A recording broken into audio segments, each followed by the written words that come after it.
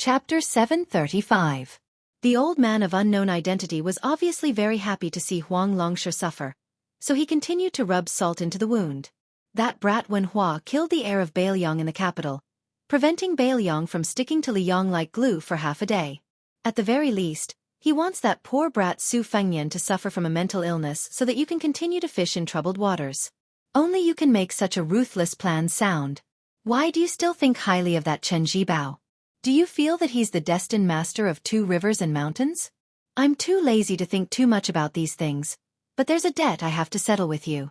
You've invited old Wu of the Sword Tomb to come out of seclusion, so it's not good for me to eat Su of Gojoseon's sword. However, Wen Hua, this half-disciple of mine isn't just worth a Ba Xiu sword. Since you can't eat Su of Gojoseon's sword, then how are you going to satisfy my appetite for Su Fengnian's spring and autumn? Huang Longshe stepped into the courtyard and looked at the falling snow above him. I've never felt that anyone is destined. I just can't bear to see the lethargic spring and autumn. I can't bear to see so many things in this world being taken for granted.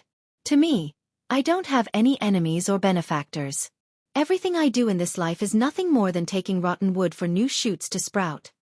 It was rare to hear someone speak his mind, so the bad-tempered old man didn't ask about the spring and autumn for the first time. He continued to leisurely put the broken sword into his mouth.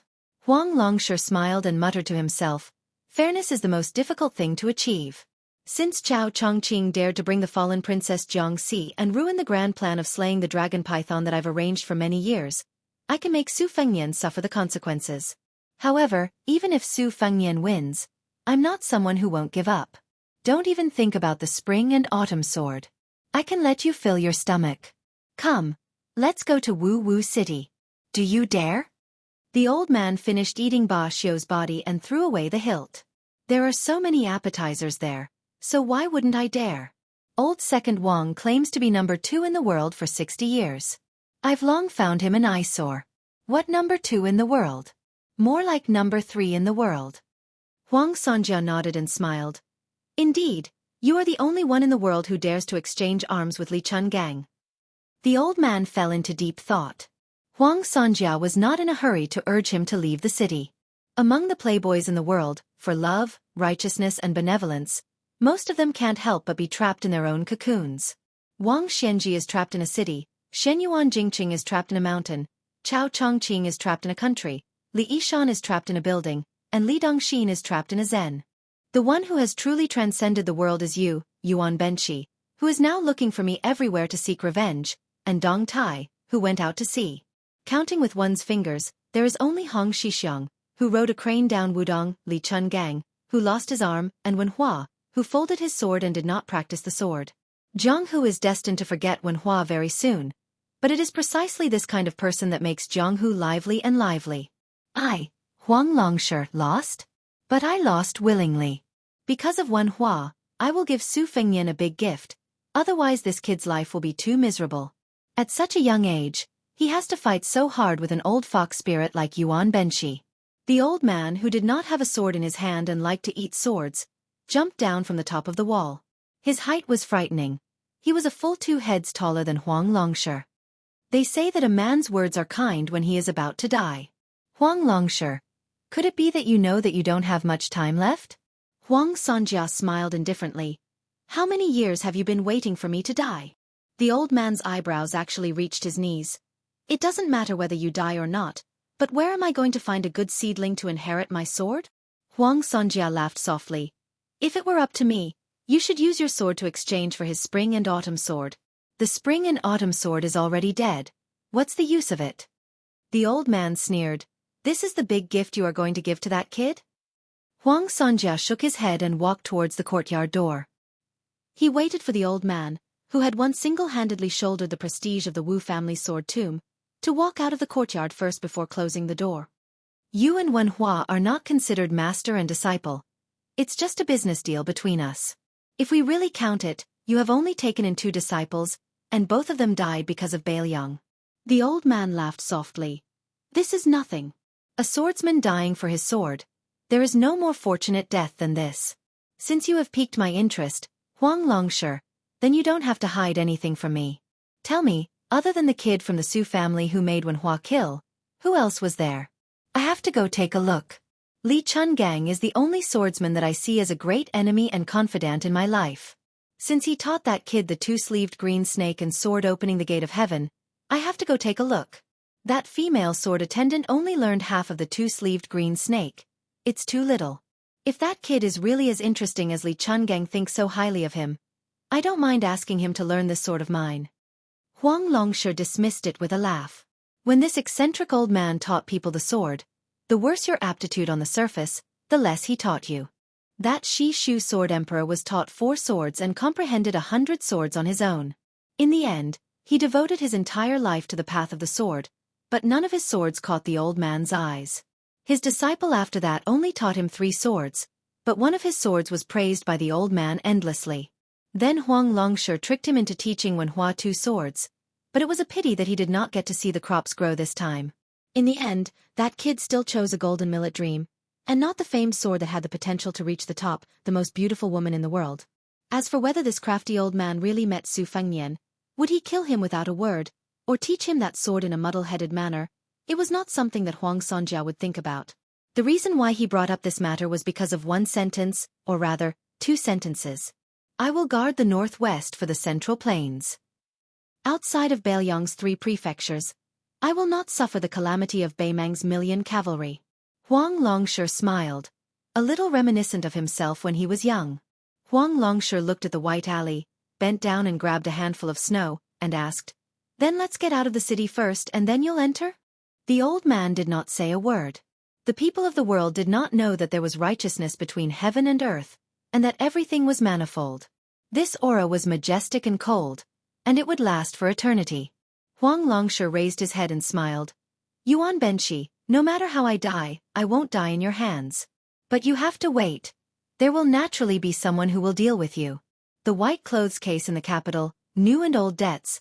Let's see how you will pay. Chapter 736. Wu Lu Ding was carrying a half-dead bastard who was still nagging Cui Hua to carry him. While feeling resentful, he also felt relieved. He could still talk glibly, which meant that his heart had not given up yet. With the sword in my hand, the heart of the sword is the most precious. The body is just a bag of skin, but it is secondary. If the heart of the sword is stained with dirt, then it is destined to never enter the realm of transformation. Wu Luding flew across the snowy ground. In front of him, Cui Hua carried the Su of Gojoseon's sword to open the way. The capital's night guard was stricter than normal people could imagine. However, the night guards and some elite spies in this large area of the capital had already received orders from above. They could close one eye to the 3 people's whereabouts. As long as they did not commit acts of murder and robbery, they would not pay any attention to them. Therefore, the sword-crowned swordsmen went against the rules and their journey was unimpeded. Wu Luding arrived at a courtyard. He did not knock on the door and wanted to directly jump over the wall. However, the snow in the courtyard suddenly slanted like thousands of swords. Cui Hua, who was obediently going to push the door, completely ignored him. Wu Luding was forced back into the small alley. He shrunk his neck and could only follow behind Cui Hua. Entering the elegant courtyard from the courtyard door, there was no one in the courtyard. Wu Luding hurriedly shouted, old ancestor, we are in a hurry to leave the city. You have a lot of face. Can you lead the way? There was only a small lamp in the room. It was silent. Wu Luding looked at Cui Hua with a bitter face. The latter calmly said, I hope the 2 master can help. An ordinary voice came out. How much of the 2 swords have you learned? Cui Hua opened her eyes and slowly said, 90% of the form, 60% of the spirit. There was a soft sound of acknowledgement from inside the room. The thin old man bent his index finger and slowly walked out. There was a small lamp on the tip of his finger. He did not even look at Wu Luding. He frowned and asked, What happened? Wu Luding was just about to speak when the old man flicked his finger. The small lamp suddenly arrived. Cui Hua was indifferent, and Wu Luding closed his eyes and waited for death. The lamp leisurely returned to the old man's fingertip, like a moldy and withered tree. The lifeless old man carried the lamp out of the courtyard and entered a carriage. The coachman was an old man who was even older than the old man. Some people would even believe that he was 60 years old. In fact, this man was 40 years old. He believed that his swordsmanship had reached a bottleneck, so he went to the Wu family's sword tomb to retrieve a sword. In the end, he became a withered swordsman of the Wu family. At 60 years old, he became the sword attendant of the old man in the carriage. Now, he was old enough to compete with Wudong Mountain's alchemist, Song Jiming. Wu Luding carried Wen Hua and sat in the carriage. Cui Hua continued to lead the way. The carriage drove towards the central axle road. The old man gently flicked his finger, and the lamp came out of the carriage. It was still in front of Cui Hua, and the thick snow on the road immediately melted. The old man sat down and asked softly, "This is Wen Hua?" Wu Luding was a straightforward person who couldn't hold back his words. He spilled the beans from a bamboo tube. This kid has a one-track mind. Huang Longshi, that 1,000-year-old bastard, taught him to practice the sword so that he could kill that Beiliang heir's brother, Su Fengnian. He refused. Not only did he leave the Bashio sword that he won from Lu Baijie to that bastard, he even broke the wooden sword that he valued more than his own life. Even if he lost an arm and a leg, it's fine. After all, with Li Chuangong's example, it's not impossible for him to make a comeback. But this kid lost the wooden sword and destroyed his acupoints. He's like a broken dam. Not a single bit is left. How the hell is he going to practice the sword in the future? What did you say about lending me 10 taels of silver to return 12 or 13 taels of silver? You've lost everything. Not even 20 taels of silver. When bushing, has your head been kicked by a donkey? Wen Hua leaned against the wall of the carriage, his entire body reeking of blood. He gritted his teeth and didn't make a sound. The old man said calmly, "If I didn't do this, do you think Huang Longshi would have let him live? Huang Longshi, that madman. When has he ever cared about old friendships? No one can understand the logic in his stomach. Since you're his chess piece, if you want to leave the chessboard alive, you're no different from a dead person." Wu Luding snorted coldly. The old man kept his eyes closed and his tone was still gentle. "Luding, if it was you, you wouldn't be able to practice the sword like him? Fine, if you think so, I'll break one arm and one arm of yours, destroy your cultivation and throw you to the sword mountain. We'll talk about it again when you feel that you can practice the sword." Wu Luding didn't think that the old ancestor was joking at all. He quickly smiled apologetically. "Old ancestor, don't be angry. I'm just feeling unworthy for when bushing. If he can practice the sword, he can practice the sword 10,000 times." The old man opened his eyes and looked at the young wanderer who was drenched in blood. He asked, "You're all alone now.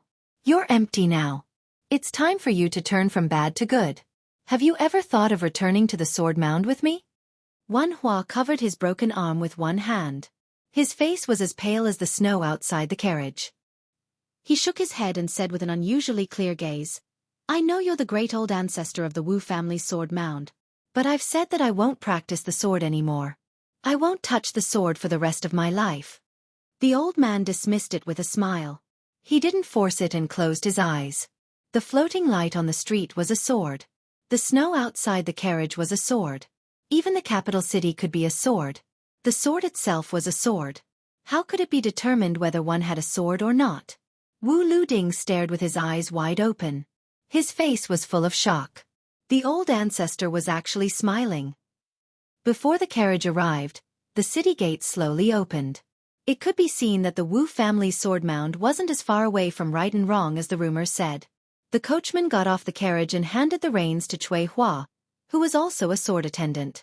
Before the head of the Wu family got off the carriage, he wiped his 2 fingers and extinguished the light outside the carriage. He said, "Wen Hua, I'll remember this name. When you remember that you're lacking a sword, you might as well come to the sword mound to take a look. 800 years of hidden swords, collecting swords and snatching swords. Sword Mountain has hundreds of thousands of swords piled up into a mountain. If you don't have the sword you want by then, it won't be too late to leave the mound." Wen Hua was still stubbornly shaking his head. Wu Luding wished he could slap this untactful when bushing to the ground and bury him in the snow. The old man of the Wu family, who was known as the Su of Gojoseon, stood on the street with his sword attendant and watched the carriage leave the city. The heavy snow behind them quickly covered the seemingly endless imperial road. Chapter 737. The old man muttered to himself. Outsiders mistakenly thought that the withered sword of the Wu family was the emotionless sword. They were gravely mistaken. This time, Lu Ding should understand this logic. The emotionless way of heaven never meant that the people of the world were heartless, but fairness. If a person is emotionless, not to mention carrying a sword, he is not even fit to be a human. The sword attendant beside Sue of Gojoseon did not move at all. The old man looked back. I don't know why, but from here to the palace, there are a total of 18 doors. I always feel that in the future, there will be a junior who can pass through them with one sword. The carriage drove half a mile out of the capital. Inside the carriage, Wen Bushing suddenly said, "Let me take another look." Cui Hua stopped the carriage and hung up the curtain. Wu Luding supported this fellow and looked towards the capital. Wu Luding said softly, "Regretting? It's not too late. The swordsman that my ancestor has set his eyes on is at most one hand. If you want to go to the sword tomb, I will send you there." Wen Hua sat upright and looked straight at the capital. "There is something that I wanted to tell you too for a long time. In the past, I was narrow-minded and was afraid that if you two listened to me, your swordsmanship would improve by leaps and bounds, so I hid it from you. Since I don't practice swordsmanship anymore, I will say a few more words. Whether it makes sense or not, I am not sure. Whether you want to listen or not is your business. Lu Ding, you practice the tyrannical way of sword, but since I know that Su Fengnian is really the son of Butcher Su Xiao, then I believe that the so-called tyrannical way is not really heartless. Because I believe that to be able to raise a son like Xiao Nian, the king of Bailiang who conquered the spring and autumn period must be a good old man. Also, Cui Hua, you can learn from the king of Bailiang's birth sword. As for how to reverse it, I can't say. You have to use your brain. Anyway, other than being smart, you are still smart. Actually, I don't know anything about swordsmanship. It is all nonsense." Wu Luding scolded. "You want to say your last words to me? I don't want to hear it." Wen Hua shook his head and said, "Why should I die?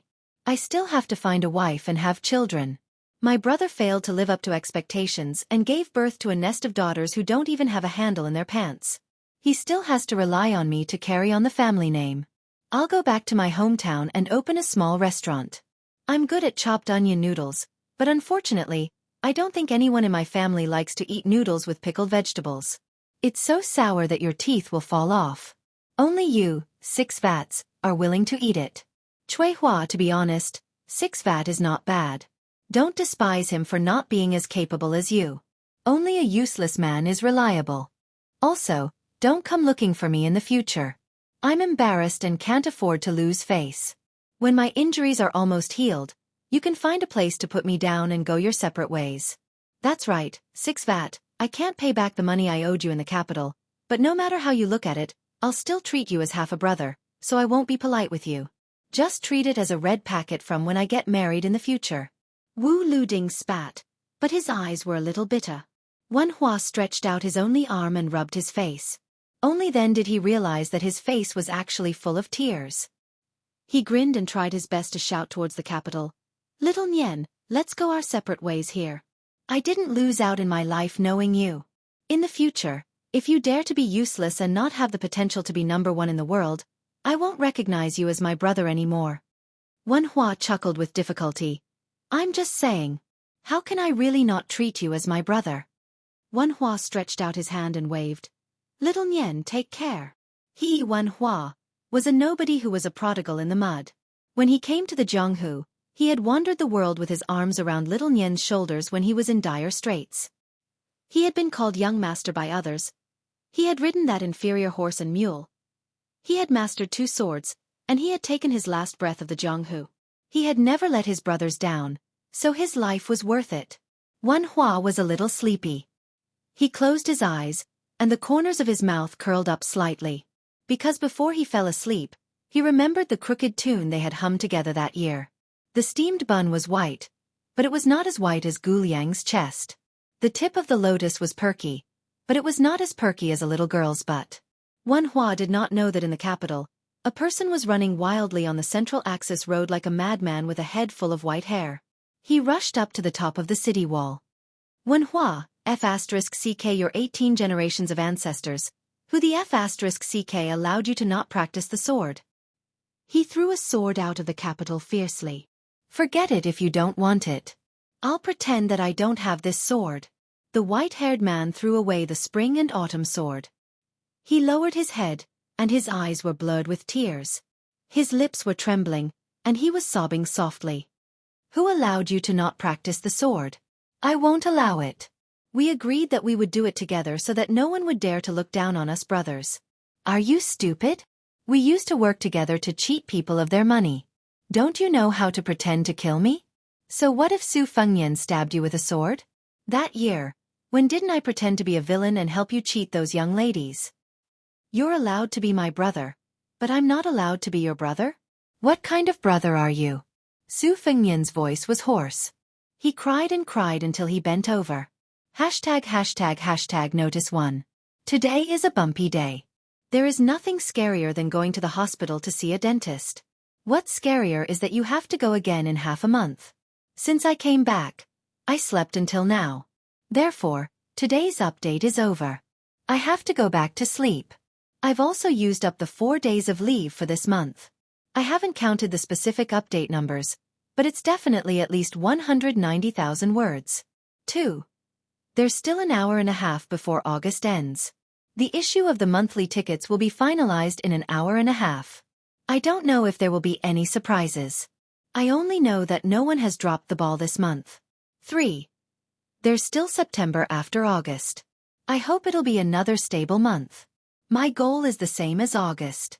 I'll have 4 days of leave and at least 5,000 words per day. 4. The pre-sales of the physical books in Snow have exceeded everyone's expectations. It can only be described as a miracle. It's on Dang Dang, Amazon, and Jing Dong. I welcome everyone's support. 5. It's better to be happy together than alone. Today's dentist is a beauty. It's just that she's a bit cruel. 6. Go and rest. See you tomorrow. See you in September. Update notice plus seeking guaranteed monthly tickets at 9 o'clock and 12 o'clock in the evening. Last month for some reason, I had 3 tickets in my account. At the beginning of the month, I gave myself a ticket to encourage myself.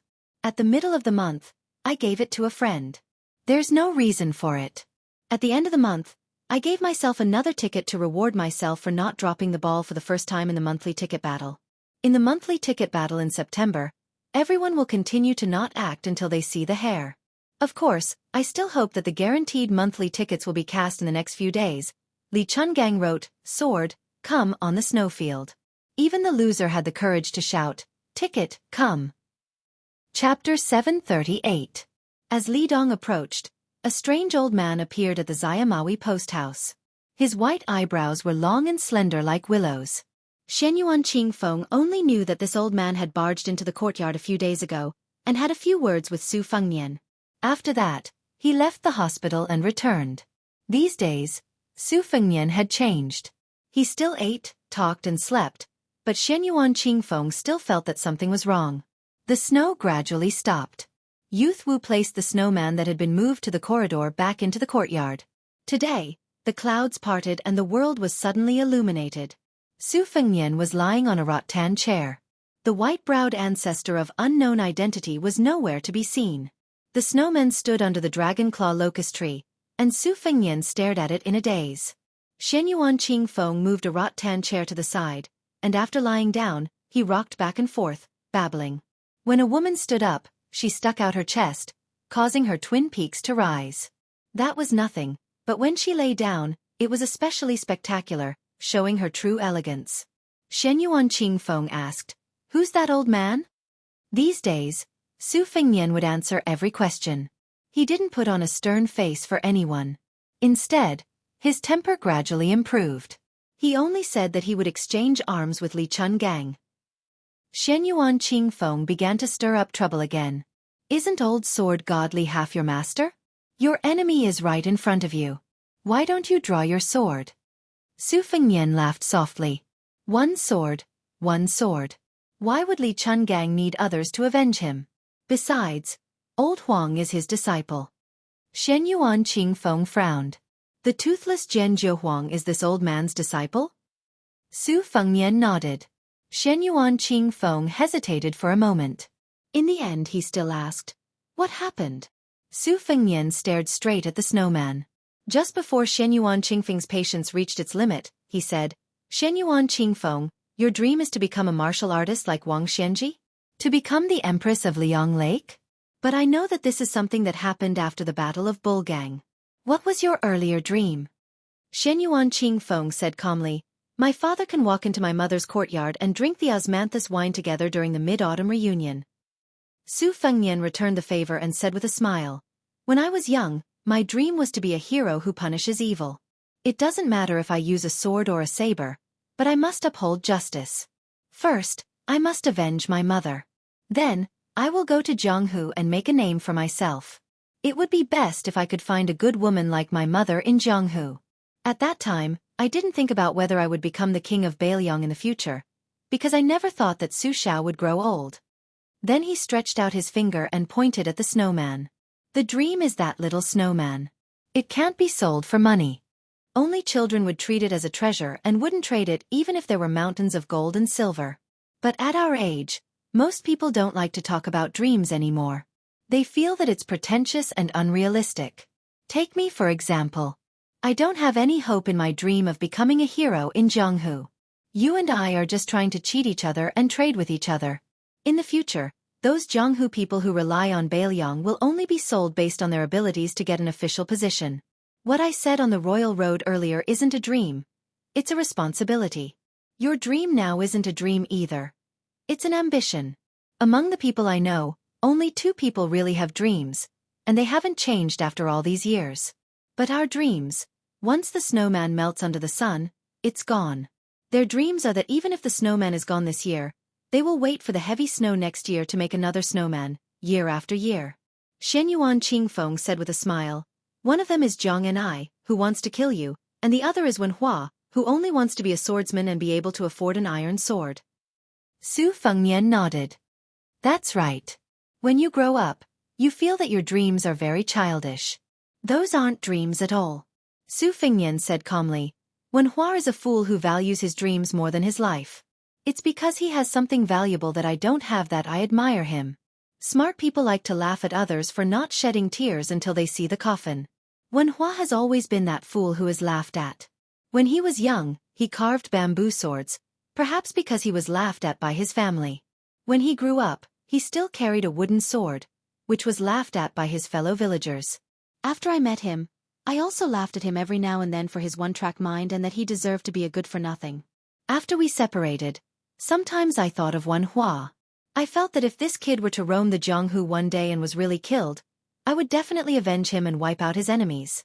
This time, that Wen Bushing who appeared in the capital, I actually didn't want it to be Wenhua. It's not that I'm afraid that my brother will steal the limelight, but I also practice swordsmanship and martial arts. I know better than anyone what I want to gain and what I have to pay. I, Su Fengnian, am the heir of Bailiang. Many of the things that I have to pay may sound very frightening, but because of my strong family background, it's not like I won't be able to climb up in the future. But who is Wenhua? He's just an ordinary commoner. What can he pay other than his dreams that are more important than his life? Bailiang's foundation is already under the covetous eyes of Bei Mang in Liang. They can't afford to lose a single battle, let alone Wenhua. Shenyuan Qingfeng said indifferently, therefore, Wenhua is Wen Bushing. Su Fengnian stood up and walked to the old locust tree to squat down. Su Fengnian followed behind him as if he was possessed by gods and gods. Reaching out, he dug out a handful of snow from the ground and piled it on top of the snowman. He lightly patted it a few times. Wenhua's 2 sword moves were taught by Huang Sonjia on his behalf. He is the great benefactor who made Wenhua's dreams come true.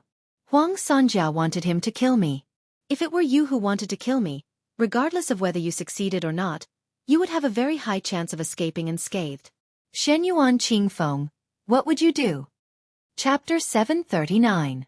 Ordinary women would find it extremely difficult to wear pure-colored clothes.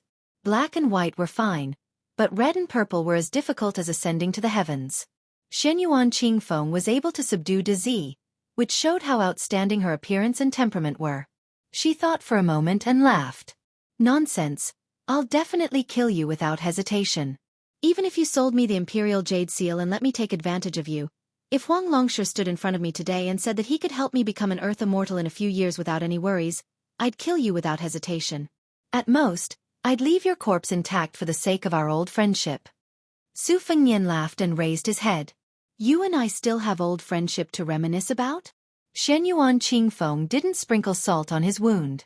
However, it was more appropriate to describe the current situation as adding frost to snow. Su Fengnian kept adding snow to the snowman.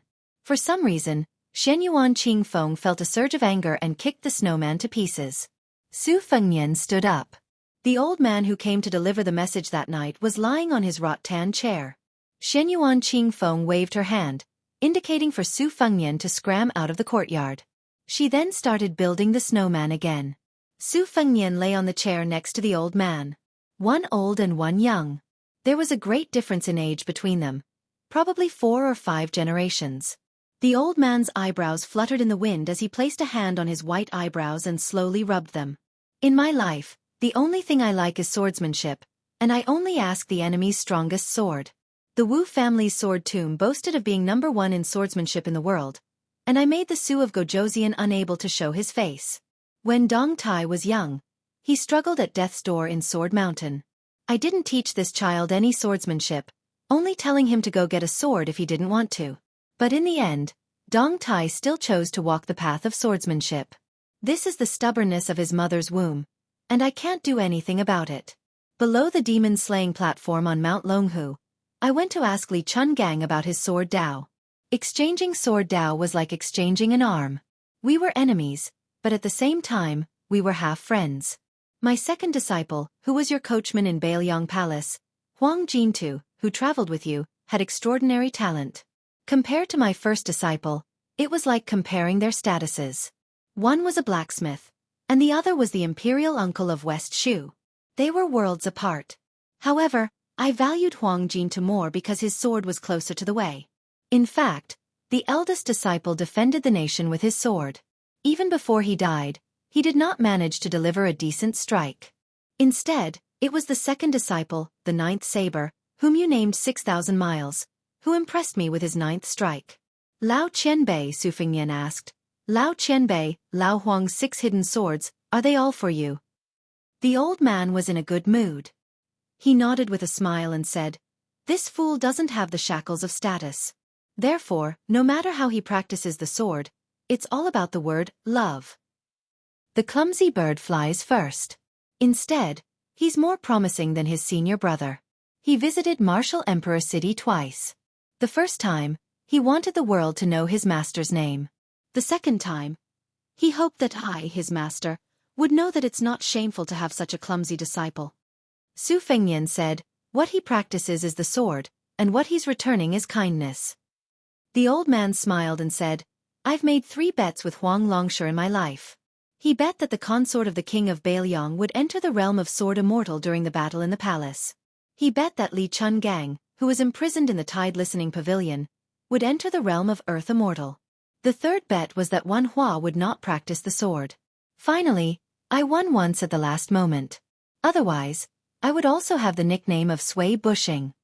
The old man didn't need to look at Su Fengnian. He went straight to the point and said, there's no need to waste your time thinking about who this old man's surname Sui is. Even Huang Longshi doesn't know my real name. It's strange.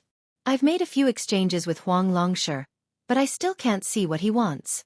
Back then, during the white clothes case in the capital, the Zhao family wanted to cut off the bloodline of the Su family. Yuan Benshi and the old emperor of the Zhao family were the masterminds. Yang Taisui could be considered half an accomplice. Huang Longshi bet that your mother Wu Su would enter the realm of sword immortal. He also used a famous sword in exchange for me to come out of seclusion, just in case, to protect the lives of the 2 of you. I divulged the heavenly secret not because I don't want you to bear a grudge against Huang Longshi. That old man should have died long ago. He's been fanning the flames everywhere. I just don't want him to die in the hands of small fries. The old man sighed deeply and said, in my opinion, there are only 2 types of moves in the world that are useful and good-looking. Li Xiaoxin's yellow river hanging above Dao Sek's head belongs to the good-looking category. There's no other way. After all, he's still a member of the 3 sections. The Wu family's Su of Gojoseon's scattered stars in the sky is also good-looking but not useful. If you really want to explain it, it's like facing 10,000 enemies. Killing 300 and injuring 600 with one sword move can't compare to killing 500 with one sword move.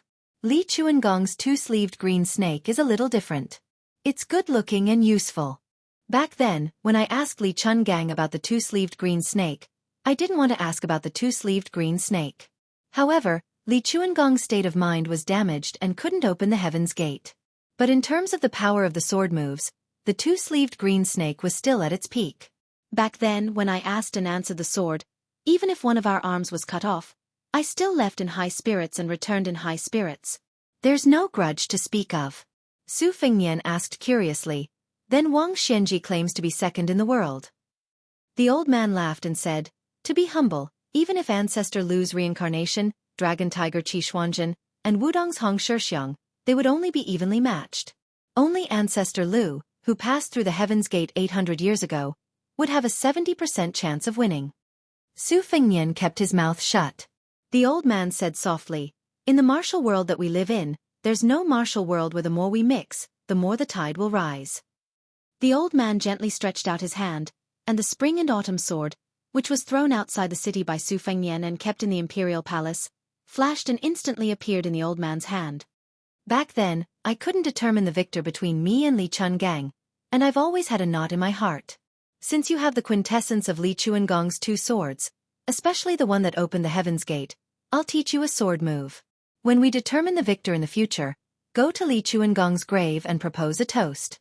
For this sword, I'll only take a scabbard. Keep the sword for me. I'm going to martial Emperor City. When the spring and autumn sword returns to its scabbard is when I teach you that sword move. The old man threw the scabbard into the air and flew away on his sword. Clear laughter spread through Great Peace City. There are 3 million sword immortals in the sky, but they all have to bow before me. Chapter 740. Clouds hung low in the sky above the capital, a large expanse of gorgeous burning clouds. The woman's purple robes dragged across the snowy ground. In the end, she still piled up a crooked snowman. Su Fengnian lay on the rattan chair and asked with a smile, how many purple robes did you bring? Back in the day, when I listened to the old men in Tide Listening Pavilion talk about the legends of Zhonghu, I was always curious about how those white-robed swordsmen dressed themselves. Last time I went to Bai Mang, at Tuma Pass, I saw one. Now I'm puzzled. In the future, when you walk the martial arts world, are you determined to only wear purple robes? But speaking of which, although there are many colors in the world, there are only so many pure colors. The green robes have Chao Chong Qing, and the white robes have Chen Jibao. When it comes to a junior like you, there aren't many colors to choose from. Shenyuan Qingfeng seemed to be very satisfied with the little snowman. Smiling, he stood up and clapped his hands, restraining his smile. Don't you think about why that sword-eating old man surnamed Sui came to the Demoyai post house? Is he up to no good? Taking 10,000 steps back, Huang Longshi's kung fu is even above Chao Chongqing's. Other than Wen Hua's broken sword, which wounds are more severe than sword strikes, does Huang Longshi really not have any other tricks up his sleeve? If you were to be killed in the capital, whether it's the Chuanqiu remnant rebels who hate the king of Bailiang or the hidden forces in Bai Mang, I'm sure they would all clap their hands and cheer. How could it be just a big white robe? Furthermore, I don't see you paying any attention to the Lidong Imperial Assembly or the coronation of a prince. These days, you've only been holed up in this post house. Don't you feel suffocated? Su Fengnian glanced at the pitiful snowman and sat up with a smile. Then let's go out for a walk? Su Xiao mentioned some wonderful snacks. I also want to try them, but I don't think they're good enough for me. Even a seat would be dirty. Shenyuan Qingfeng wanted to retort, but he swallowed the words at the tip of his tongue and laughed softly. You and I aren't the same kind of people. Su Fengnian nodded and said, that's right. You should follow the restaurants and inns on the streets outside Ma Wei. The scholars of the capital are the same kind of people. Shenyuan Qingfeng couldn't be bothered to pay attention to him, but he remembered something. 2 days ago, this guy had suddenly become interested and wanted to go out to buy a rare type of yellow wine. It was still snowing heavily, and the courtyards and pavilions on both sides of the street had long been occupied by people from all walks of life in the capital. Shenyuan Qingfeng and Su Fengnian went out together. Other than Lu Wanbao, who continued to tremble under the dragon claw locust tree, there was a pair of old and young beggars further away from Ma Wei. When Shenyuan Qingfeng saw Su Fengnian walking towards them, he originally thought that Su Fengnian was putting on an act of tipping them. He didn't expect that Su Fengnian would only kick the old beggar, as if disdaining the old beggar for blocking his way. Shen Yuan Qing Feng didn't think too much about it at the time, but after the two of them walked for a while, they saw many people running out of the buildings. Not only did they leave large amounts of silver behind, they also sent fox fur coats and food. The previously empty bowl was immediately filled with shining silver, and there were even a few banknotes. Later on, when the two of them returned from buying wine, they heard from Ma Wei In's Tong Ziliang that the grandfather and grandson, who had been begging on this street for many years, had already been taken to a luxurious mansion with vermilion gates and high walls by a wealthy gentleman. He rewarded the old beggar with a carefree job, and that wealthy gentleman won the praise of nearly half of the capital on that day. Shen Yuan Qing Feng couldn't help but laugh when he heard this. He then looked at Su Fengnian, who had only lightly kicked him back then, and somewhat understood. Shen Yuan Qing Feng walked on the road that had been swept clean of snow. Beggars from other places were squatting on both sides of the street. Most of them were young men who had nothing better to do. They could only stare at the heir of Bailiang, hating themselves for not daring to block his path and being kicked or slapped in the face. Shen Yuan Qing Feng remembered when he watched his father brew wine when he was young. His father had once said, "The lantern of the Ho family is bright and the moon of the poor family is bright." I have always been considered to be extremely insightful. The lantern of the Ho family is bright, but the moon of the poor family is bright for 1,000 years. Only then can I see the true state of the world. Su Fengnian heard Shen Yuan Qing Feng mumbling to himself. He asked, "What are you mumbling about?" Shen Yuan Qing Feng said indifferently, "I pity you." Su Fengnian laughed softly. "Do I need you to pity me?" At the corner of the street that led to Xiaoma Wei, in the opposite direction of Su Fengnian and Shen Yuan Qingfeng's group, there was a carriage parked there.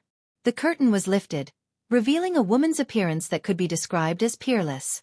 The weight of these 4 words was clearly more important than the so-called beauty that could cause the downfall of a country. In terms of rouge, she did not lose to Nangong. Other than this beauty, there was also a mother and daughter who were far less beautiful than her. The daughter had freckles on the tip of her nose and did not hide her hostility towards her. The mother had a calm demeanor and was a model of motherhood. The average-looking woman said softly, "So you really have a head of white hair." There was a heavy snowfall in the capital region, which signaled a bountiful year. The faces of the people who entered and exited the city were filled with joy. Even the guards at the city gate, who had always been cautious and prudent as the first principle of official cultivation, had a joyous expression on their faces. Great Peace City accepted hundreds of rivers, and the guards at the city gate had seen many strange people. However, today, a man and a woman still made the guards take a few more glances at them. The girl's appearance was not that beautiful. The beauties in the capital were confusing, and she was at most an average person, which made it hard for people to remember her. However, the young monk beside the girl was not ordinary. His kasaya was dyed red and green, which was not commonly seen in the capital. One had to have great merit to be able to wear it. The little monk's lips were red and his teeth were white, which attracted a lot of attention along the way. Now that the imperial court was destroying Buddhism, monks were no different from street rats. However, the little monk's demeanor was calm. He approached the city gate and handed over 2 different residence certificates to the guards. The girl behind him tiptoed around and pinched a soft snowball that was not very sturdy. She jumped up and smashed it on his head. Many of the snowballs splashed into the collar of the kasaya. It was so cold that the little monk shivered and turned his head with a bitter expression. The girl made a face. After the guards took the residence certificate, they looked at the little monk and did not dare to act rashly. They quickly reported it to the guards at the city gate. After verifying that there were no mistakes, they sent the gift into the city. Oh my, this little monk was a proper preaching monk at the 2 Zen temples. He was also so young. Who knew if he would become Buddha in the future? Burning incense and praying to Bodhisattva was a matter of sincerity. The gods were all respectful and carefully escorted him. They all wanted to get more Buddha's aura so that they could bring it back to protect their families. Destroying Buddhism was the business of the imperial court officials. They were small fish and shrimp, and could not afford to offend the Bodhisattva. The little monk saw that the girl was going to pinch snowballs on the side of the road again and asked with a bitter expression, "You little thing, you've been smashing me since it started snowing. The snow has already stopped. Haven't you smashed enough?" "If it's enough, of course I won't smash you. Do you need to ask? Tell me, aren't you stupid? Stupid north and south?" The little monk hugged his head and let her smash it. "Don't block it." After saying that, She went to pinch snowballs again. This time, she pinched 2 snowballs in one breath. Stupid North and South gathered his courage and said, I only have this one kasaya. If you dirty it and wash it, I won't be able to wear it for a few days. If you delay my preaching in the palace, I'll be really angry. I'll make you angry. I'll make you angry. With 2 smacking sounds, Stupid North and South's bald head, who did not dare to block it with his hands, was hit by 2 more snowballs. Stupid North and South rubbed his bald head. When he saw her puffed-up cheeks, he thought carefully and said, I'm not angry. The girl looked at him seriously. It seemed that he was really not angry. This made her a little depressed. She ran to pinch snowballs again. She jumped up with a smile and smacked it again. Stupid North and South saw that she smiled for the first time since the old abbot passed away. She should really not be angry. Li Dong wiped his hands with his sleeves. These days, he had been playing crazily all the way here. He had been dealing with snow, so his hands were frozen red and swollen. He looked at the seemingly endless imperial road and sighed. How do you think we can find Su Fengnian? I heard from father that there are millions of people in the capital. Stupid North and South smiled brightly and said, When we enter the palace, I'll help you ask. Can you do it? Yes.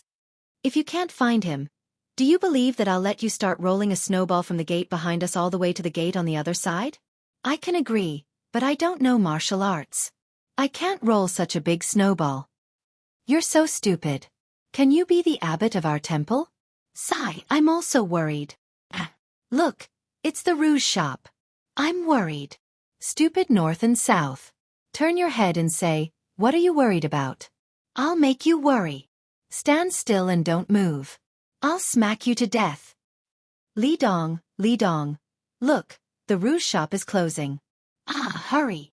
Chapter 741. Su Fengnian's group walked quietly in the small alley. Icicles hung from the eaves of the houses.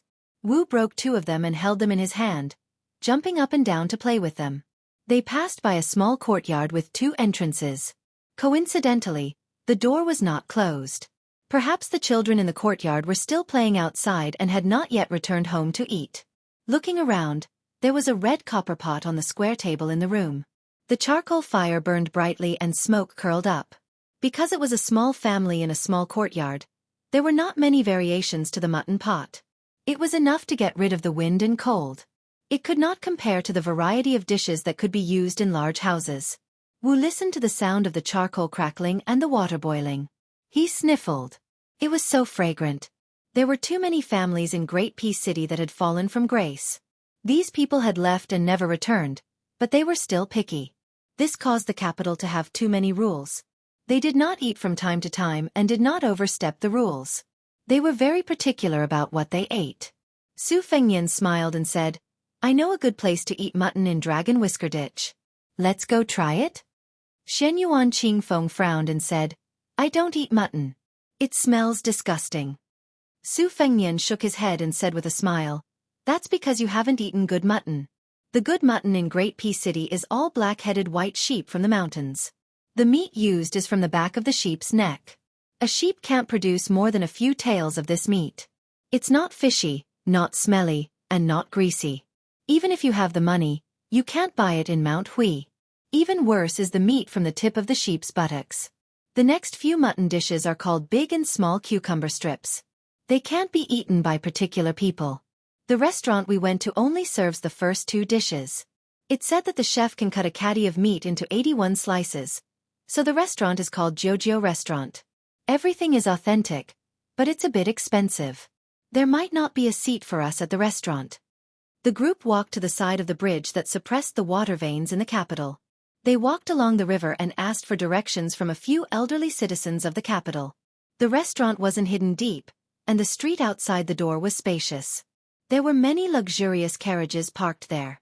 Just by looking at this, it didn't look like a restaurant that served mutton hot pot, but more like a brothel where people threw money away. Su Fengnian raised his head and looked. The 3 words on the signboard of Jojo Restaurant were written by this old man Song himself. The restaurant wasn't big and only had 1 floor. It probably only had a dozen seats. Su Fengnian hesitated whether or not to go in. Shen Yuan Qingfeng, who was disgusted with mutton, actually walked in.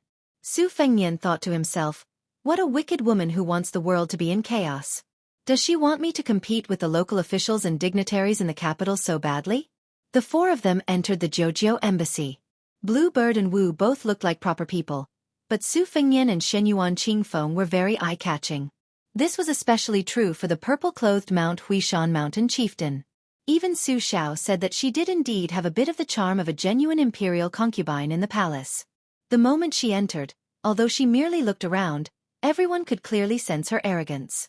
Shenyuan Qingfeng set his sights on an empty table in the corner. Ignoring the ivory bone fan on the table, he walked over and sat down. With a wave of his sleeve, he swept that elegant fan, which was worth quite a lot of gold and silver, to the ground. Wu wanted to let Bluebird sit with the young master on the bench, so he wanted to sit next to Shenyuan Qingfeng. However, after being coldly glanced at from the corner of his eyes, he could only obediently sit across from Shenyuan Qingfeng.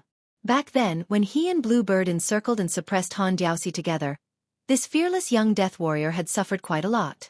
Su Fengnian originally wanted to squeeze with Wu and Bluebird on the same bench, but Bluebird purposely didn't leave a seat for him with a smirk. Su Fengnian could only brace himself and let Shenyuan Qingfeng sit closer to the wall. With her bad temper that was spoiled by Shenyuan Jingqing, she could only show some restraint and reverence towards Su Xiao. Towards Su Fengnian, she had never treated him nicely. His words went in one ear and out the other, so she remained seated in the middle of the bench, not moving an inch. Su Fengnian sat down sideways. The small restaurant was full of hidden dragons and crouching tigers, and there were no ordinary people coming in and out. There was an old man in his 60s who had the air of an official, as if his master had brought some hard-pressed students to improve the food. There were also young men who practically had the words imperial relatives written on a piece of paper and pasted on their foreheads. The women around them were of various sizes, and their accessories were all very presentable. If any of the accessories on the beauties were pawned, a small family wouldn't have to worry about having a good meal for a few years. There were also some strong men with a strong aura of Jianghu who called out to their friends. Shenyuan Qingfeng was being unreasonable, so Su Fengnian had no choice but to mend the pen for her. Before the waiter of the Jojo restaurant got angry, he picked up the ivory fan and found that there was a hollow ivory ball with balls hidden inside the ball. Su Fengnian shook it lightly and squinted his eyes to look at it. There were actually as many as 19 balls inside the ball. This kind of thought and craftsmanship could be said to be top-notch. Even though Su Fengnian was experienced and knowledgeable, he couldn't help but take a closer look. The waiter in the restaurant was a young lad who was full of youthful vigor and vigor. In addition, the Jojo restaurant had seen many big shots in the capital, so it was inevitable that he had high standards. Although the man and woman in front of him didn't seem like common people, he couldn't lose his prestige in his own territory. Therefore, there was a bit of anger in his words. "I say, what's going on with you guys? Don't you know about first come, first served? I don't care who you are, but if you want to eat our restaurant's instant boiled mutton, you have to wait outside obediently." As the waiter of the restaurant spoke, he glanced at the purple-clothed woman from time to time. The reason why he spoke so loudly was nothing more than a petty scheme to attract her attention. Shenyuan Qingfeng turned her head and stretched out 2 fingers to point at the waiter's eyes. Su Fengnian calmly pressed down her hand and smiled apologetically at the waiter. "We were in the wrong for taking the seat later on. When the owner of the fan arrives, I will naturally let them know. If they are unwilling to bend the rules, then we will go outside and wait obediently. The weather is cold right now, so just treat it as us borrowing your precious place to warm our bodies. My little sister has a bad temper, so don't lower yourself to her level." The young lad Wu turned his head and held back his laughter with difficulty. His young master really didn't suffer any losses no matter where he went. Didn't he just become the older brother of the female owner of Big Bull Gang? Chapter 742. Scram to the side. Shenyuan Qingfeng lightly lifted her foot from under the table. Her gaze was like a knife cutting at the son of a Jingdo family who was flaunting their family background. When she opened her mouth, she scared all the diners. The powerful guests of the Jianghu were especially impressed. They thought that this little girl whose cultivation they couldn't see through was definitely a dragon among men. The Jianghu had lowered its head to the court for many years. To dare to coldly oppose the son of a minister in Great Pea City, she was most likely not a pure person of the Jianghu. Was she also a descendant of a powerful official? When Wang Xionggui's most useless son heard this, he laughed loudly and straightened his back. He spun the ivory-embroidered ball in his hand and smiled. He wasn't angry at all. As long as a woman was beautiful, even if she was a bit fierce and arrogant, she would have her own style. He, Wang Yuanran, was merciless when dealing with the sons of aristocratic families whose families were a level lower than his. He knew which people of the same age in Jingdo he should not provoke, who he should greet with a smile, and who he should pretend to be a grandson. There were millions of people in Great Pea City, but on the surface, there were only a few thousand people. Throwing away the old man who had retired and his father, who was a pillar of the court who was on par with him, the remaining 100 or so sons of aristocratic families could make him feel fear. Most of them were very familiar with him, and he really didn't recognize the young man and woman in front of him. He smiled confidently and calmly. He glanced at the purple-clothed woman's chest. She had hidden it deeply. He then looked down at the man who was groveling and tying her skirt. Brother and sister? Are you trying to fool me? Wang Yuanran sneered in his heart. Do you think that just because you're old, you're the Baelyang heir who doesn't kneel when he goes to court with a sword? Su Fengnian smiled and said, All right, the deal is done. The eyes in exchange for the embroidered ball. No matter how you look at it, Minister Wang's son, you've profited. If you don't leave now, I can't guarantee that you won't walk out horizontally. Wang Xiongui became an official during the reign of Yong Hui and impeached Su Xiao 12 times. Every debt has its debtor. I'm not like some people in Jingdo who won't settle this old debt with a son like you. You're not worthy. No matter how hot the mutton pot was in Jojo restaurant, after these words entered the ears, it became exceptionally cold outside the restaurant. That morning, the old man was a 5th-rank official in the Ministry of Personnel. His position was at the back and he did not get the chance to witness the arrogance of the Crown Prince of Northern Liang. Later on, when the Crown Prince of Northern Liang confronted tens of thousands of people from the Imperial College alone, the old man went to the memorial arch to join in the fun. From afar, he saw the bad behavior of the young man in white robes. Together with his colleagues, he lamented that the Northern Liang was indeed full of evil people. He was only 20 years old and had yet to inherit the position of Crown Prince of Northern Liang, yet he was already so rebellious. When he became the Crown Prince of Northern Liang in the future, could they really count on such a boastful brat to guard the northwest gate of the imperial court, which was an important border area? Wang Yuanran was so angry that smoke was coming out of his 7 orifices. He raised his finger and laughed angrily. Brat, do you really think you are the Northern Liang prince? Even if you are, do you dare to bite me? Su Fengnian stretched out his arm, his 5 fingers forming a hook, and pulled Wang Yuanran towards the table. Su Fengnian pressed the back of Wang Yuanran's head and slammed it against the table, creating a hole in the head of the minister's youngest son. Wang Yuanran fell straight to the ground and fainted. Those henchmen were so scared that they kept quiet out of fear, their legs trembling. As the son of a famous family in the capital, under the premise that victory was in their grasp, it was okay to step on them a few times and slap them a few times, but if they really rolled up their sleeves and fought, it would be too degrading. What they did was honorable, but after the other people knelt down and begged for mercy, they spat their saliva into bowls and plates for them to drink. There were also ruthless people who peed on others, but they were all the descendants of their fathers. This brother in front of them couldn't be the Baelyang barbarian, could he? Su Fengnian curled his lips at the young man. Throw them all out. The young man of sacrifice suddenly stood up, grabbed one of them like a chicken and threw him out of the door. But before the first wave subsided, another wave arose. He was thrown back into the restaurant by Wang Yuanran's henchmen. He bumped into his friends and fell to the ground. He was probably so scared that he forgot to cry for his father and mother. Su Fengnian turned his head and narrowed his eyes. One of the real masters of the capital had arrived. The Zhao family already had the world, so naturally, they also had the capital. Among the 5 or 6 people who stepped into the restaurant, 2 of them had the surname Zhao. Princess Sui Zhu, Zhao Fengya, a tall and strong man, stepped into the Jojo restaurant before her.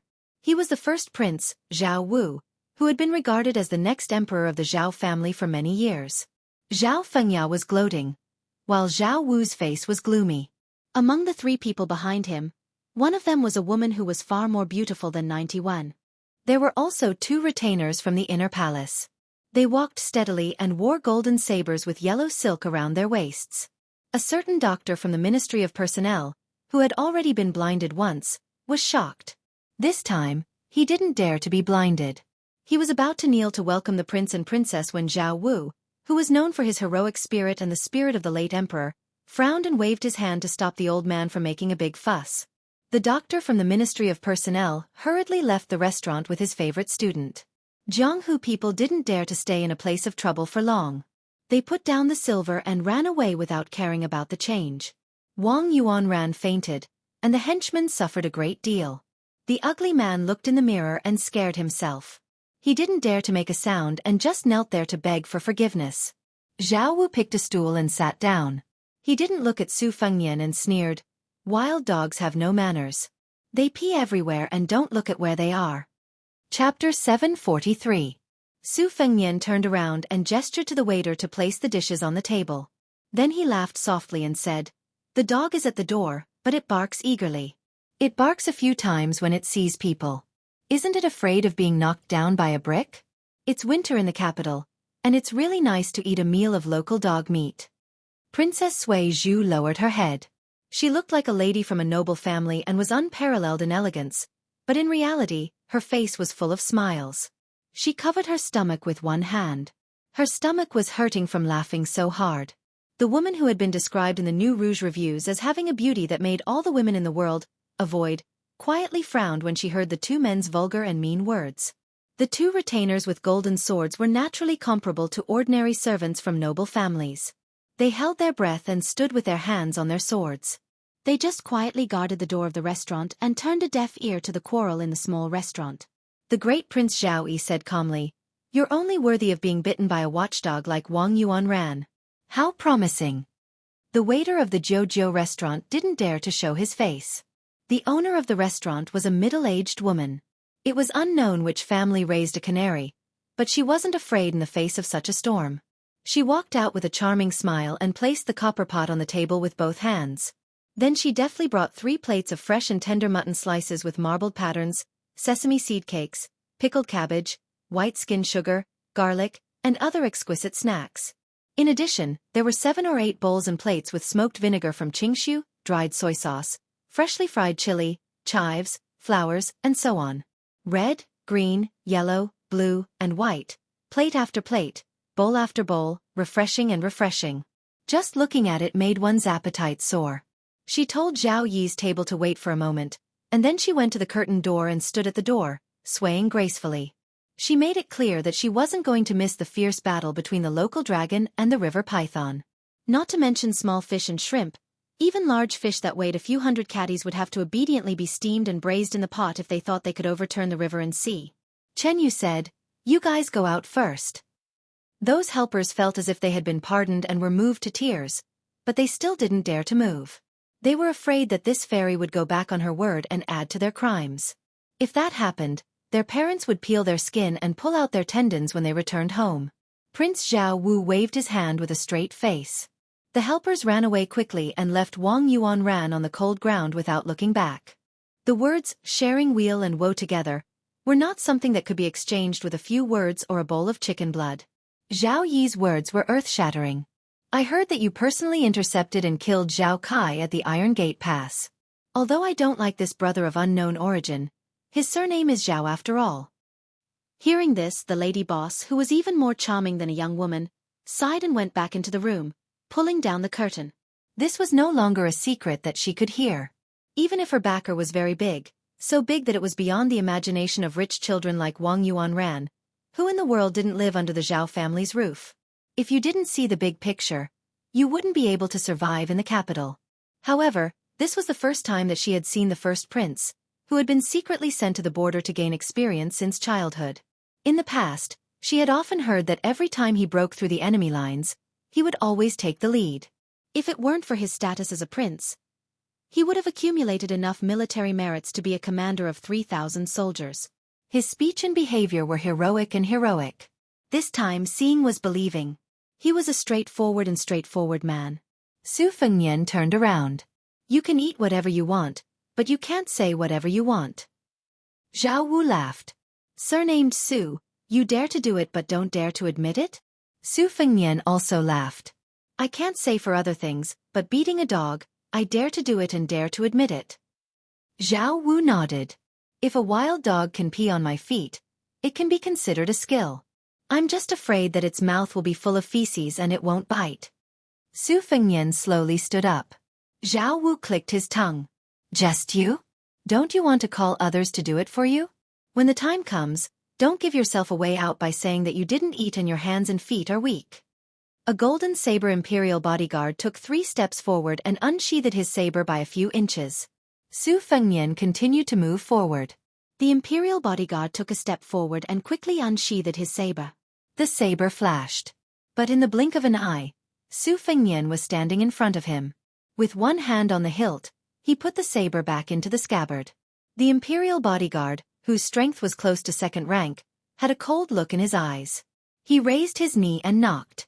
Su Fengnian's left hand let go of the saber's hilt and gently pushed. The imperial bodyguard's knee missed.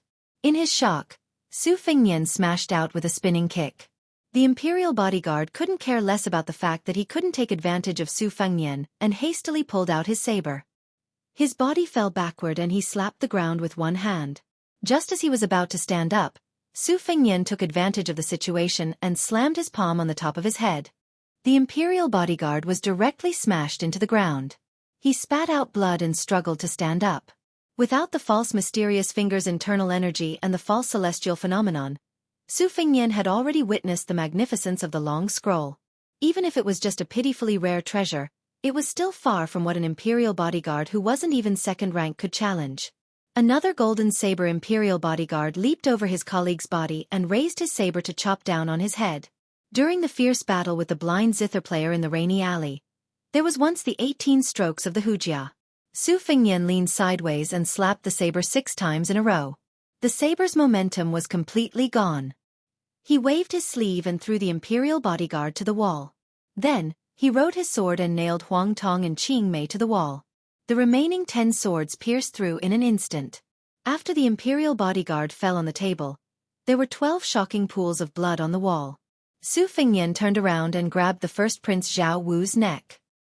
He lowered his head and laughed sinisterly. Zhao Wu, other than your surname, what do you have to compete with me? Su Fengnian pushed back and knocked Chen Yu to the ground. This crown prince of Bailiang actually pinned the first prince of Liang to the wall and made him unable to breathe. Su Fengnian asked word by word, so what if your surname is Zhao? Chapter 744. Su Fengnian. A woman at the door called out softly. Her appearance was average, but she was imposing without being angry.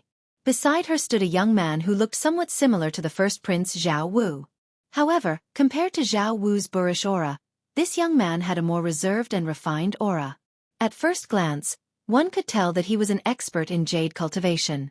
After being humiliated, the boorish man Zhao Wu, who should have been angry out of humiliation, gave a fleeting smile. Only Su Fengnian was sharp enough to notice it. Perhaps even the woman, who was focused on the crown prince of Bailiang, did not notice it. Su Fengnian had wanted to fish out Han Diaoxi, who was hiding his head and tail, but he did not expect that it was Empress Zhao Ji and the 4th Prince Zhao Zhuan who surfaced. He smiled and slowly let go of Zhao Wu's neck. He turned around and bowed slightly. His tone was respectful, but his address was extremely disrespectful. Nephew greets Aunt Zhao. Zhao Ji's expression was complicated. The guilt that she had suppressed deep in her heart floated to the surface. She said coldly, "This is the first time you have addressed me like this, and it will also be the last time. Take care of yourself." The previous generation of the Su family and the Zhao family had already cut off all ties. Zhao Ji, who originally still had a trace of sympathy for the Su family, had completely extinguished the flickering incense. She suddenly turned around and saw the gloomy white-haired man smiling like a spring breeze. This made Zhao Ji's heart fill with an unknown haze. She was not afraid that this young man would become the second Su Xiao. Su Xiao's rise to power was due to the spring and autumn period and the 6 kingdoms under his horse's hooves. It would be as difficult as ascending to the heavens for his descendants to rely on military exploits. Zhao Ji was not afraid that he would follow the woman's upright character. She was only afraid that he would not care about anything and would bite people like a crazy wild dog. Zhao Zhuan helped 2 golden-sabred imperial bodyguards up. The 4th Prince Zhao Zhuan walked forward and helped one of them who was less injured. The imperial bodyguard was immediately filled with gratitude. The 2 princes, who shared the same father and mother, quietly looked at each other and smiled. Zhao Wu even turned his head and grinned. He made a bloody gesture of cutting his neck with a knife at the crown prince of Bailiang. Zhao Zhuan gently pressed down Zhao Wu's hand and smiled apologetically at Su Fengnian. Princess Sui Zhu and Zhao Fengya lowered their heads. Her expression could not be seen clearly. Chen Yu, who had fallen, was still calm and collected. She was also very calm. The three women sat in the carriage. The first Prince Zhao Wu and the fourth Prince Zhao Zhuan rode their horses to escort them. Such a caravan was truly shocking. Princess Sui Zhu's eyes were full of smiles, but she scolded, "What a boorish man!" Zhao Ji shook her head and said, "The ladder was put up by your fourth brother. Su Fengnian is also smart." As a result, both families walked down the ladder. Zhao Fengya was confused and said, "I don't understand." Zhao Ji lifted the curtain and glared at her son, Zhao Zhuan, who thought he was smart. The latter smiled mischievously and made a face. Zhao Ji said calmly, "Su Fengnian used this opportunity to tell our Zhao family that the Su family will only guard the country for the people of Liang in the future. It has nothing to do with the Zhao family." Zhao Fengya said angrily, "He's too bold." Zhao Fengya was still angry. She snorted and then laughed to herself, almost crying. "Mother, if only I had Li Chuangong's ability. I would learn from the old god of swords and go to Bailiang and shout, 'Money, come, horse, come,' and knife a few times. Whoosh, whoosh, whoosh, whoosh. Su Fengnian's family wealth is all gone. Or I could learn from the white-robed monk and hang a yellow river over his head and drown him with a splash." Zhao Ji touched her daughter's head lovingly. "Childish. You're still young." Zhao Fengya asked curiously, "Who's the proprietress? The last time I came here to eat mutton with Uncle Su, we also talked and laughed." Zhao Ji's face was covered with a faint layer of melancholy. She shook her head and said, "An old account book that can't be calculated clearly." Zhao Fengya threw herself into the arms of the current empress and laughed in a low voice. "Mother, tell me everything. You're only a few years younger than Uncle Su. Did you have a crush on Uncle Su back then?" Zhao Ji was stunned. She twisted her daughter's ear and said, "Lawless. I should marry you off as soon as possible." Chen Yu, who was clearly estranged from the mother and daughter pair, didn't say a word. She didn't ask, didn't listen, and didn't speak. Some places were at daggers drawn. Some places were happy and harmonious. Longhu and Wudong had been fighting for the ancestral court of Taoism for hundreds of years. Perhaps many people had forgotten that 120 years ago, there was a young Taoist priest who looked like a wild fox that drew a talisman dragon in Tai and City. It was rumored that after adding the finishing touch, he would fly into the clouds. This rootless duckweed summoned wind and thunder, overthrew ghosts, and suppressed Longhu and Wudong with his own strength. He was highly regarded by the Emperor of Liang at that time and was conferred the title of Great Spiritual Master Taishian Fu Hua. He was in charge of the talismans of the Three Mountains and was in charge of the affairs of Taoism. He prayed for snow and rain, and all of them came true. In the hands of the late Emperor of Liang, he was given the title of Great Spiritual Master Taishian Ming Cheng. After the current emperor ascended to the throne, he was given the title of Great Spiritual Master Taishian Ming Cheng. However, after 60 years, the place where this immortal who had the same surname as the emperor cultivated declined day by day. There was not a single incense stick in the incense burner. There were green pines and cypresses, which were especially green in the winter. However, there was no immortal aura. Instead, it seemed gloomy. There was a small table under an old cypress tree. 2 people were drinking with 5 maidservants standing behind them. One was a plump maidservant warming the wine, while the other was a thin maidservant brewing tea. The wine pot and teapot were placed on the table with a clear distinction. The person drinking had a withered and solemn face. He looked to be about 40 years old. Probably because of his poor complexion, the twilight was gloomy. Tea drinkers were much more elegant and elegant. Even in the capital where good and bad mixed together, it was rare to see such an outstanding man with such an extraordinary temperament at first glance. He was even more meticulous than a woman in taking care of himself. 67 Yuan Benshi. 64 Nailan Yusi.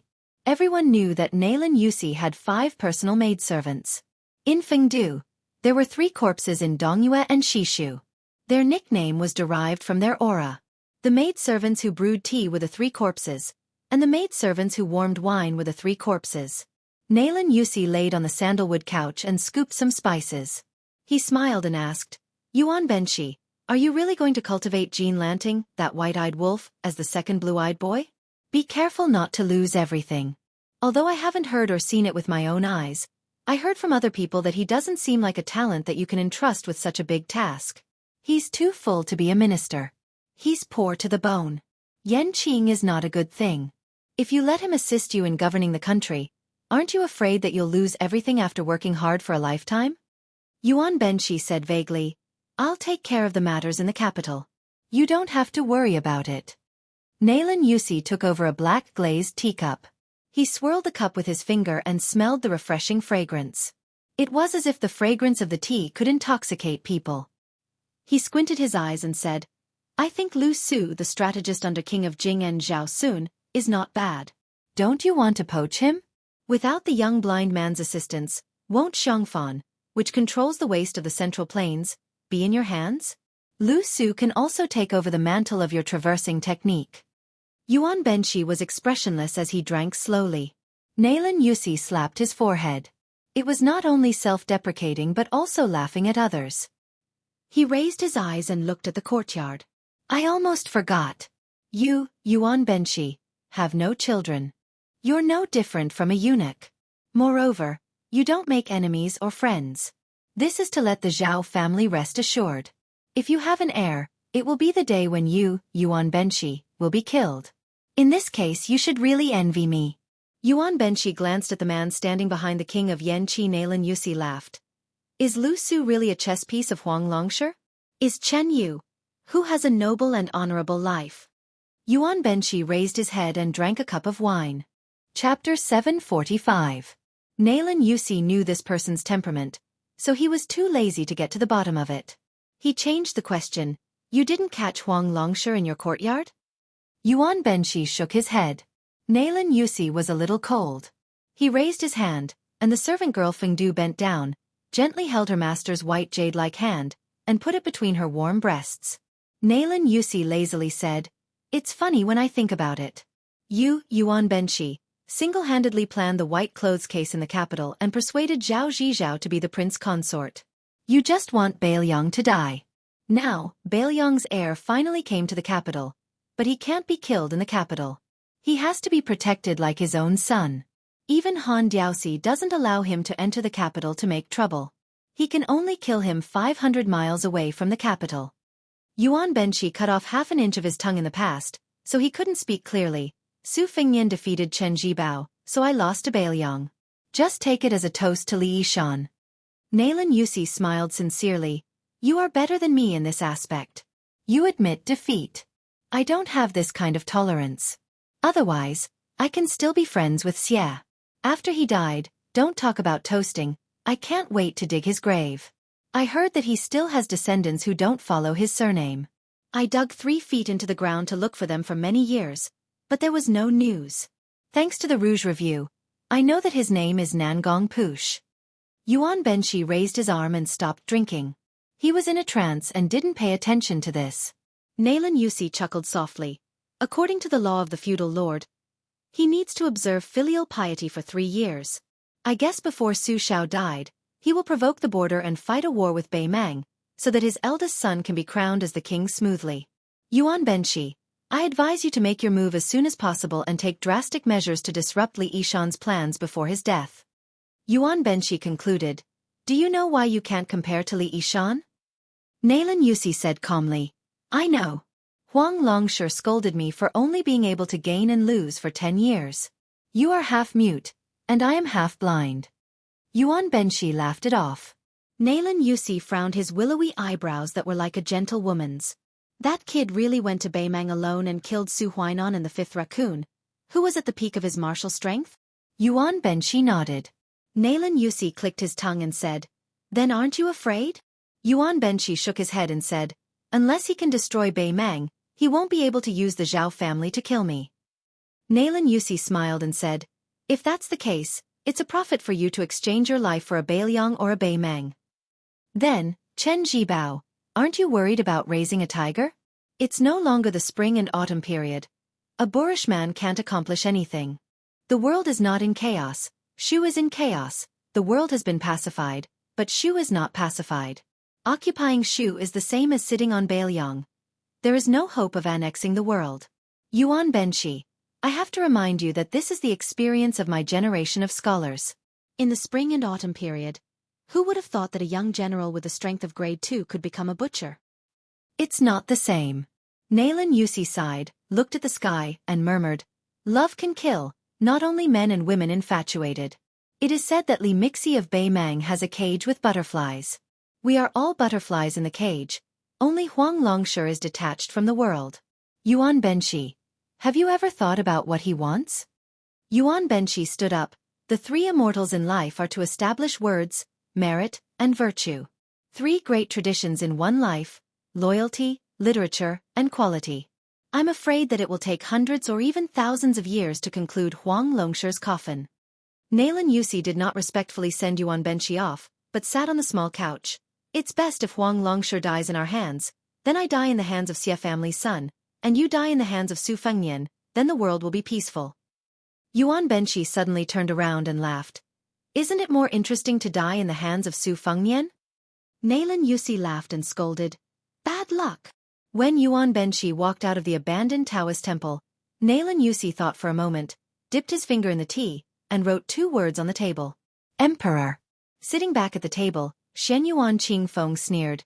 Who told you to act on impulse? Were you framed by first Prince Zhao Zhuan, or tricked by fourth Prince Zhao Zhuan? Su Fengnian said calmly, It's most likely the fourth prince of Zhao family. Although Zhao Wu deliberately hid his skills, he shouldn't be so scheming. I heard that the crown prince is one of them. Then you're destined to offend the future emperor of Liang? That's right. Oh, even the empress is really angry, but you don't look worried at all. Are you faking it? I said I'm faking it, okay? That woman is Chen Yu on the Rouge ranking, right? Is she going to be the first prince's wife, or the new empress in the palace? Not interested to know. I see that your relationship with her is not simple. I'm just guessing. My intuition has always been very accurate. Su Fengnian boiled a few pieces of mutton in the pot, and put them into the bowls of Bluebird and Wu respectively. Shen Yuan Qingfeng was the most eccentric woman Su Fengnian had ever seen who could change so much after reaching the age of 20. She had the spoiled air of a romantic woman, the evil air of a broken family, and the righteous air of a woman with a great family. 81. 85-1. 91. Looking at Shen Yuan Qingfeng, Su Fengnian often thought of the man who became a saint on the Great Snow Plains. Su Fengnian had always been biased against scholars. The poor scholar Chen Shiliang he met on his second trip was an exception, and Shen Yuan Jingqing was even more so. Of course, Su Fengnian didn't have any superfluous thoughts about Shen Yuan Qingfeng. It was just that he couldn't tell whether it was because of the honor and mutual benefit, or because they were both in the same predicament and had no way out. Towards the arrogant Shen Yuan Qingfeng, he always had some tolerance that was beyond normal standards. Since the ancient times, the court and Jianghu were places where men fought for fame and fortune, and women were caught in the crossfire. Su Fengnian would always unknowingly pay more attention to those women who had wandered but were still stubborn. This was the case for Miss Su at Tuma Pass, and also for Miss Qingzhu, a wine seller whose daughter had died early in Baymang. Su Fengnian seemed to have thought of something. He smiled and shouted toward the room with the hanging curtain. Aunt Hong. No one is an elder like you. The woman pretended to spit. Bah, you little brat, you just called that woman Aunt Zhao. How can I be called Aunt? Be careful not to shorten my life. Come, let me take a closer look. TSK, you really do look like Wu Su. Luckily, you're not as crude as Su Xiao. Otherwise, which family's daughter would be blind to be your wife? I've been worried sick all these years. I was afraid that you wouldn't be able to find a wife. Aunt Hong, this is the first time we meet, and you're already so sarcastic? I'm not paying back the money Su Xiao owes you for those meals. Call me Aunt if you want. I'm already so old anyway. I'm not afraid of being called old by you. What money? Auntie Hong is not your heartless Auntie Zhao. She is very protective of her children, just like an old hen. As long as they enter the house, she will peck at anyone she sees. She doesn't care about friendship at all. Back then, your mother, her, and I called each other sisters. She was the shrewdest and most calculating. What a pity. The little sisterhood we had back then was squandered away by the righteousness of 2 generations of men like you. The woman and Su Fengnian squeezed onto a bench. Shen Yuan Qing Feng silently leaned against the wall and saw from the corner of his eye that the woman didn't forget to pinch Su Fengnian's cheeks as she spoke. It could be said that she loved him so much that she couldn't part with him. However, he couldn't stop her. Such an interesting scene was truly hard to come by in 100 years. The woman rubbed Su Fengnian's white hair and gently said, "I've wronged you all these years." Su Fengnian pursed his lips and shook his head. Chapter 746. This chapter is a bit short. It was the last Li Dong before Li Yong changed the name of the year. A snowfall signaled a bumper year. This winter, the wheat would be covered with 3 layers of blankets. Next year, they would be able to sleep on steamed buns. There was no morning court today. The emperor led an even grander group of civil and military officials to the northern suburbs to worship. Since they were not burdened by the morning court, the officials were all refreshed. The commoners who ran over to get some of the aura of the officials had their eyes opened. Some of the commoners who were distant relatives of the high-ranking officials in the procession were bragging proudly about how close they were. The neighbors who knew them well laughed but did not say anything. Some of the commoners who were several streets away were shocked when they heard this. 60% of the commoners were there for the new Minister of War, Chen Zhibao. The other 30% were curious about what kind of young man the heir of Bailiang was. The commoners were like this. Even if they had grown calluses from hearing His Royal Highness speak ill of him, they were still shocked when he did the magnificent feat of tearing apart 100 zhong of land. Even if the perfected ones in the Taoist temples in the capital said that it was not worth mentioning that he relied on an otherworldly item to do so, the commoners still thought too highly of the heir of Bailiang. If there were not 100,000 playboys in Tai and city who played with swords and sabers, there were at least 10,000 of them. Which one of them had this ability? It seemed that this white-haired young man from Bailiang was not someone to be bullied. While they were muttering, the commoners also had their own plans. In the future, if they followed the crowd and cursed Bailiang, should they show some mercy? If this fell into the ears of the heir of Prince Liang and his son, wouldn't they be in trouble? Chen Zhibao was dressed in a red embroidered robe. Unfortunately, he did not mention the plum wine. The emperor had purposely arranged for him to walk alone in the procession. The women of the capital, no matter if they were from a noble family or from a humble family, were all captivated by him. Nearby, the king of Yanqi, Zhao Yi, the king of Guangling, Zhao Sui, the king of Jiaodong, Zhao Ying, the king of Huainan, and Zhao Sun, the king of Jing'an, were almost all taken away by Chen Zhibao. They were all princes wearing yellow python robes, and they deliberately distanced themselves from a white-haired prince wearing eye-catching white python robes. A young blind man came down to the roadside with the help of his maid Xing Hua. He did not insist on squeezing into the crowd, but just stood quietly at the outer edge of the thick crowd of onlookers. When Su Fengnian rode past on the street, Xing Hua reminded him softly. Blind Lu Su, who had rushed over from Xiangfan City, looked up with a solemn expression. They sat opposite each other in Yongzi Alley and played 10 rounds of chess from noon until dusk. It was an unforgettable experience. Xing Hua carefully reached out to protect the scholar who the old king of Jing'an wanted her to protect with her life. The old king only wanted him to live, so she did not hope that one day the new king would want him to die. At the very least, she did not want him to die in the hands of Xing Hua. There was a tacit understanding between Xing Hua and him, so they talked without restraint.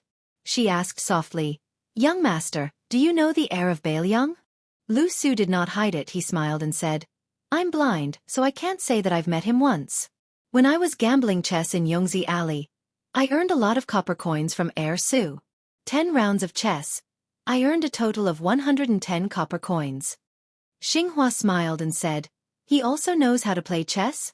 Didn't he lose his helmet and armor to you?" Lu Su shook his head and said, "His chess skills are quite good. He has a lot of unreasonable moves, so it was not easy for me to win." The master and servant stayed for a while and were about to leave. Xing Hua suddenly turned around and stared at an old scholar who was coming from afar. She was not afraid of a scholar who could not tell his real age, but the hidden qi made Xing Hua, a death warrior, feel as if she was facing a great enemy and rushed over. Lu Su patted her arm, bowed and asked, "Are you Mr. Yuan?" The man smiled vaguely and said, "The editor of Hanlin Academy, Xiao Yuan Pu." Lu Suan stood still and looked calm. There was no surprise or fear. Yuan Pu, or Yuan Benshi, walked a few steps closer and ignored Xinghua, who was like a tigress. He continued to speak with his vague but authentic Beijing accent. Young Master Lu, you've spun a cocoon around yourself. It's a waste of your talent. Lu Su shook his head and said, the new temple has a new climate. No matter how small the temple is, the number of pilgrims will not be too small. No matter how big the old temple is, it will leak in the rain and leak in the wind. Even if you were my abbot, you wouldn't want to go there. Besides, no matter how many pilgrims there are in the old temple, there will be a lot of disputes. I don't even know when I will be kicked out of the temple. Besides, Lu Xuan is blind and doesn't know people, but he knows his own weight. He doesn't want to be the next Song family. Yuan Benshi seemed to be amused. Even Nailan Yusi, who was as smart as Lu Su, was not in the mood to talk. He said, young Master Lu, don't forget why this old man of the Song family died and why the old temple of the Song family collapsed. Lu Su said calmly, ordinary rich families harm their descendants with their wealth. The Song family killed the future generation with their scholarship and deserved to die. Besides, Mr. Yuan, don't forget who borrowed my knife to support the young phoenix of the Song family. Yuan Benshi smiled and then sighed. I have chosen more than 10 prime ministers, and Song Kelly is the least eye-catching. I'm afraid that even Nailan Yusi would have to leave the capital to think of this plan. Lu Su shook his head again and said, Mr. Nailan's plan is not in the capital or even in the imperial court. You and Mr. Yuan go our separate ways. Naturally, you won't spend too much time thinking about these things. It's inevitable that you will miss something. Yuan Benshi was lost in thought. Yuan Benshi asked slowly, you are indebted to the Prince of Bailiang for recommending you. What will you do? Lu Su asked back, isn't it the bottom line of a counselor to plan for his position and politics? Yuan Benshi smiled and said, I don't believe in such high-sounding words at all when others say it. But since it's you, Lu Su, I'm 70 to 80% convinced. Xinghua was just a man of sacrifice who lived in a corner of Xiangfan. Even if he was talented, he could never imagine that the old Confucian scholar who talked with Child Lu was the chief counselor of the Liang dynasty who was above tens of thousands of people and not below one person. However, no matter how ignorant and inexperienced Xinghua was, he still knew how powerful Nailan Yusi was. Not to mention the rumors about Nailan and the King of Yen having a habit of cutting their sleeves, Nailan himself was a well-deserved top strategist. Right now, Xinghua was having a headache over how to explain what she had seen and heard today to Prince Jinggan, Zhao Sun. How could she not be overly personal and yet not cause the new Prince Jinggan to suspect young Master Lu? Yuan Benshi asked, why didn't you go to Bailiang? Lu Su smiled and said, I wanted to go, but Su Fengnian didn't take me out of Yongzi Alley. Yuan Benshi laughed and turned to Xinghua. He directly told Xinghua his real name that even Lu Su didn't know. Lu Lingbao, I talked with Lu Su just now. You can report it to Zhao Sun as it is. If you want to live a few more years with your young master, don't mention it again. Xinghua's face turned pale. Yuan Benshi said, goodbye. Lu Su hesitated and said to Xinghua, thank you Mr. Yuan, for giving me a 10-year life-saving charm. Xinghua was confused, but he still followed the example of a girl from an ordinary family and curtsied. Yuan Benshi waved his hand and turned to leave.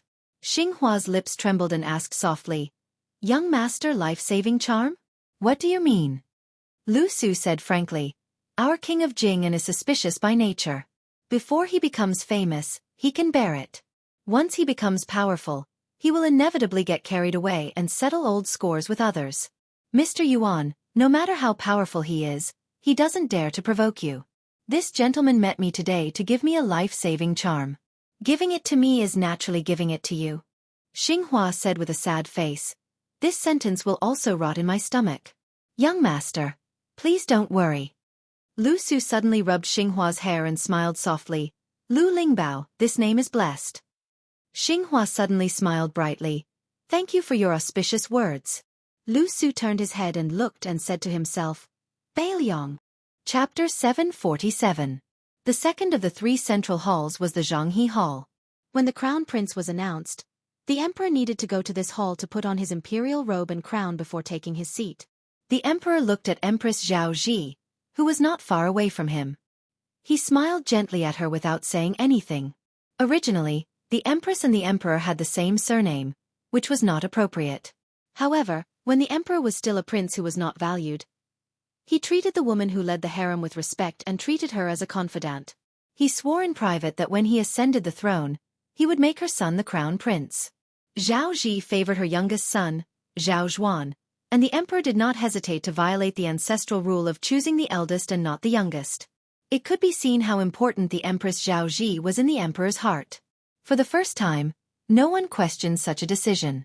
It was obvious that the Zhao family's control of the country had reached an unprecedented level.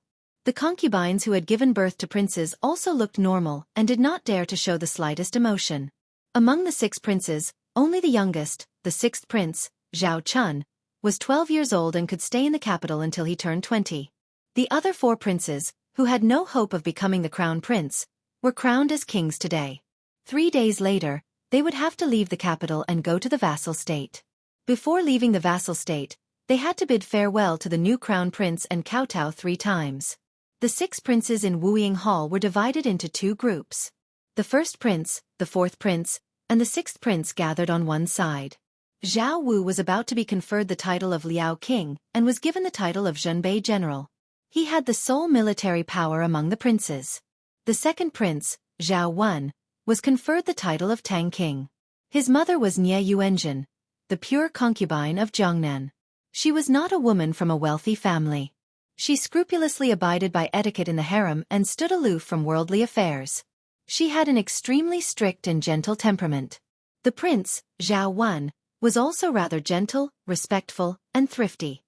His eloquence was magnificent, and he was praised as having a deity in his pen and inkstone. He often discussed the Tao with Prime Minister Zhao Danping, living up to the word literary. The third prince Zhao Xiong was conferred the title of King of Han and would soon rule at the border of Jizhou. The virtuous concubine Peng Yuanqing, one of the leaders of the Northern Crown Prince group, was the daughter of the Peng family of Liaodong. Zhao Xiong was also the prince who made the royal family worry the most. It was rumored that he had made things difficult for the prince Zhao Kai many times. The 5th prince Zhao Hong was conferred the title of King of Yu. His mother was not a concubine, Xue Xiaoyu. Among the concubines, Yan Dongwu's hand was held by the 4th prince, Zhao Zhuan. Her hand was as cold as frost, and her beautiful face was somewhat restrained. Zhao Zhuan, who had a gentle smile, had sweaty palms. When he chatted with his brother Zhao Wu in a low voice, he kept turning his head and smiling at her.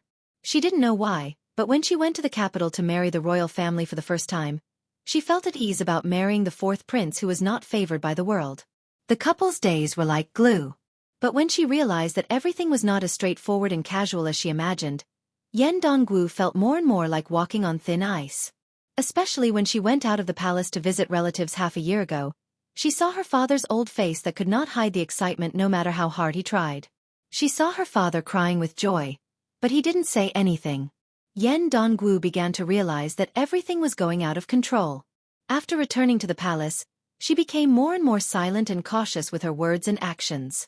Every time she went to greet the Empress mother-in-law with her husband, it was like a war without smoke. This made Yan Dongwu very confused and confused. The only thing she wasn't secretly happy about was that she was going to be the crown princess. Empress Zhao Ji, who was recognized as invincible in the palace, saw this and felt more gratified. However, Zhao Ji would not tell this praise to her daughter-in-law. Zhao Ji came to her 2 sons and tidied their collars and sleeves meticulously. The first prince Zhao Zhuan grinned. Zhao Zhuan, who was about to be announced to the world as the crown prince, was still frivolous and shameless. He held his mother's hand and rubbed it on his face. Seeing this, the young 6th prince felt that his 4th brother was even more childish than him and smiled. Zhao Ji pulled back her hand and knocked on Zhao Zhuan's forehead. She pretended to be angry and said, "How old are you? How can you be so shameless?" Zhao Wu put his arm around his younger brother's shoulder and said, "No matter how old you are, you will always be mother's son."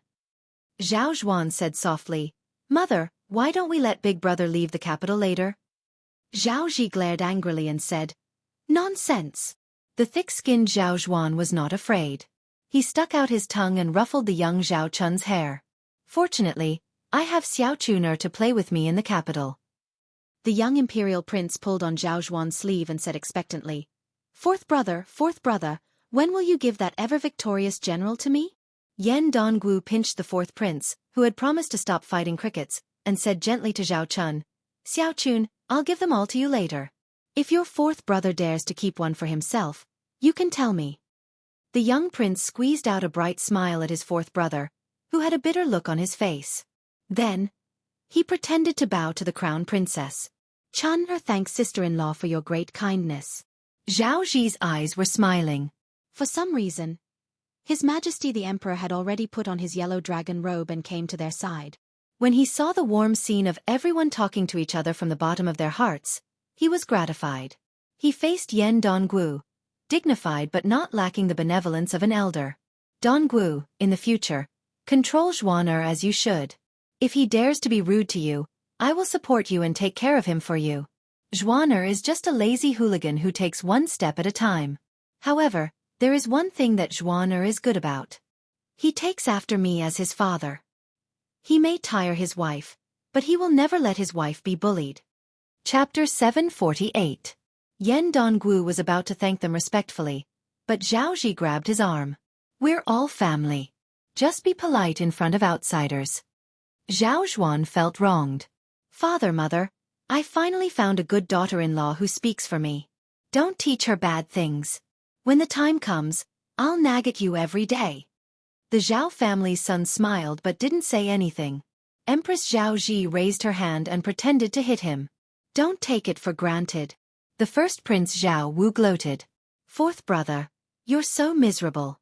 I won't have a chance to drink with you in the future. Go find your sixth brother." The sixth Prince Zhao Chun waved his hand in panic. No.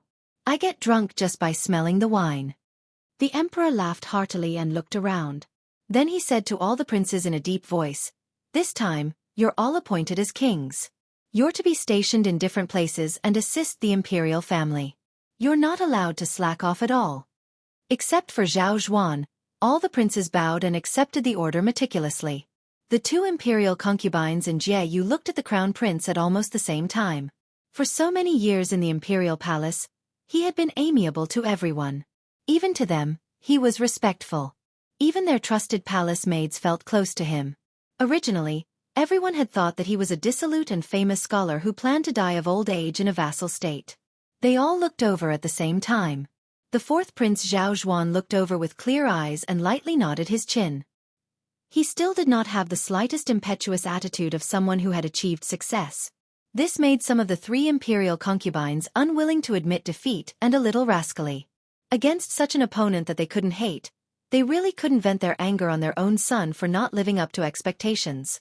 During today's court assembly, probably because he was proud of his nearly 20 years of political and military achievements, the Liang Emperor was kind enough to grant those palace pavilions, great scholars, and Shangzhou state civil officials the privilege of not overstepping their bounds.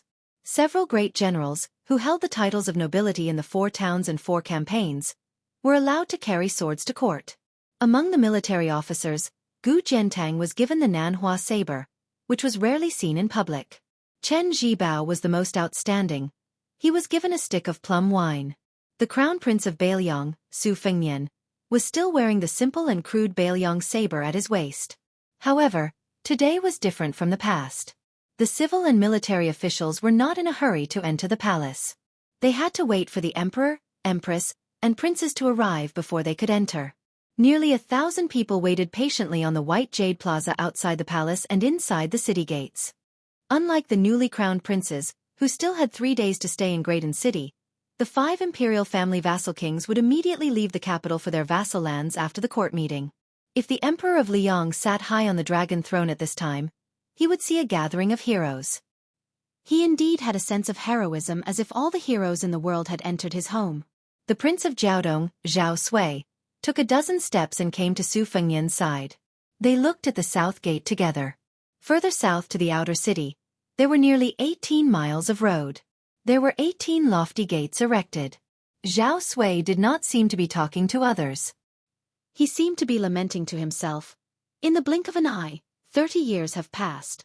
The young people who drank and talked dirty with me in the past have all grown old. Su Fengnian said calmly, "Su Xiao said that he has always felt guilty towards you, Uncle Zhao." Zhao Sui smiled and said, "What's there to feel guilty about? It's just that I owe you a few drinks. When you all have families and careers, in a few years, when the old men have all closed their eyes, there will be plenty of opportunities for us to drink together. Su Fengnian nodded. Zhao Sui turned his head and said, if you have the chance to go to Liao province, remember to find Zhao Yi. This kid has not admired those flying Jianghu aces for the past 2 years. He only admires you. He only has 2 words for you, and that is he is convinced. Su Fengnian was confused. Zhao Sui smiled and said, it's the truth, not just lip service. A few years ago, I heard what you said to the Taoist master mansion in Longhu Mountain on the Great Snow Plateau. This kid talks nonsense in front of me every day, and now it has become his catchphrase. As long as someone mentions to him about paying back money, he will say that. Pay back my ass. Su Fengnian looked embarrassed. Not far away, Zhao Yi, the crown prince of Jiaodong, also roughly guessed the content of the conversation. He smiled at Su Fengnian, who looked at him. Zhao Sui, the prince of Jiaodong, looked to the south. This time, the crown prince and the princes are appointed. We must guard against Chao Chongqing of West Chu coming to the capital to start a fight. I just don't know if the second in the world in the martial emperor city will guard one of the 18 city gates. Knowing that the old swordsman surnamed Sui who loved to eat swords went to the martial emperor city in the East Sea, Su Fengnian shook his head and said, I don't think so. Zhao Sui did not ask for the reason. He laughed softly and said, but I heard that the old ancestor of the Wu family, Su of Gojoseon, will take 800 swords to guard one of the gates. The other gates are guarded by many experts. I don't know if they can stop the Confucian Saint Chao Guanzi.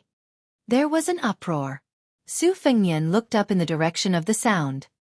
He bit his lip, and an imperceptible thread of blood seeped out. Almost 1,000 flying swords rose from the ground at one of the city gates on the central axis. A blue robe broke through the sword formation, and then jumped through the gate, ignoring the flying swords chasing after him. Great Peace City was in an uproar. Chao Zhongqing rushed over from within the city gates like a hot knife through butter. There was also a young woman of unparalleled beauty who rode her sword through the 18 gates. A sword hovered above everyone's heads. She stood on the famous sword that had entered the palace like this about 23 years ago. The Great Liang Dragon Sparrow. Princess Sui Zhu, who was bored out of her mind, was jumping on the steps of the Martial Hero Palace in the side hall of the Middle Harmony Hall. Her eyes widened, and her jaw almost dropped. Wasn't that extremely beautiful woman the same shabby maidservant on Mount Wudong who treated that shabby vegetable garden as a treasure? Did she know the Sword Immortal's ability to ride a sword 30,000 li? Chao Chongqing flew to the city gates, and jumped onto the city tower. He stood beside the woman on the sword and said loudly, Chao Chongqing of West Chu is here to visit Great Peace City with Princess Zhang Yan. Chapter 749. As the old saying goes, don't do things more than 3 times. However, this was the 4th time this West Chu remnant had come to the imperial palace. However, when the official Chao Zhongqing stepped into Great Peace City this time, there was a young woman by his side. She hovered on her sword, her clothes fluttering in the wind. The civil officials who had the slightest bit of knowledge were dazed for a moment. This woman was beautiful enough to cause the downfall of a country, right? After more than 1,000 people came back to their senses, the civil and military officials instantly changed from east to west, to north and south. The military generals, led by the 2 assistant ministers of the Ministry of War, Liu Baijie and Liu Shangxiang, as well as many old great generals, rushed to the south. The civil officials retreated to the north. There were also 200 people who walked very fast or very slow. The ones who walked very fast were the next generation of West Chu people. They were very flexible and only wanted to draw a clear line between them, afraid that they would be implicated. The older generation was the complete opposite. They almost all cried at the same time. When they turned and retreated, they raised their sleeves to cover their faces and stumbled. There were dozens of old people who cried on the spot. Among them, there were some fearful descendants who wanted to support them. Without exception, the old people threw their sleeves and glared at them. This made the young talents who had finally managed to get a place in the imperial court feel ashamed and unable to show their faces. Many of the remnant officials who had been accepted into the imperial court because of the Liang imperial court also sighed emotionally and had complicated expressions. The 8 fallen countries of the spring and autumn period slowly merged into Liang. Only West Chu was still rampant, and wanted to rise from the ashes. The emperor of Liang was the first to step out of the hall. Unexpectedly, the son of the Zhao family, who had been disrespected time and time again, was not angry. He only laughed loudly and said, "Mr. Chow, what a good West Chu coming to Graydon City." Chow Chongqing was dressed in normal green robes. His hair was white.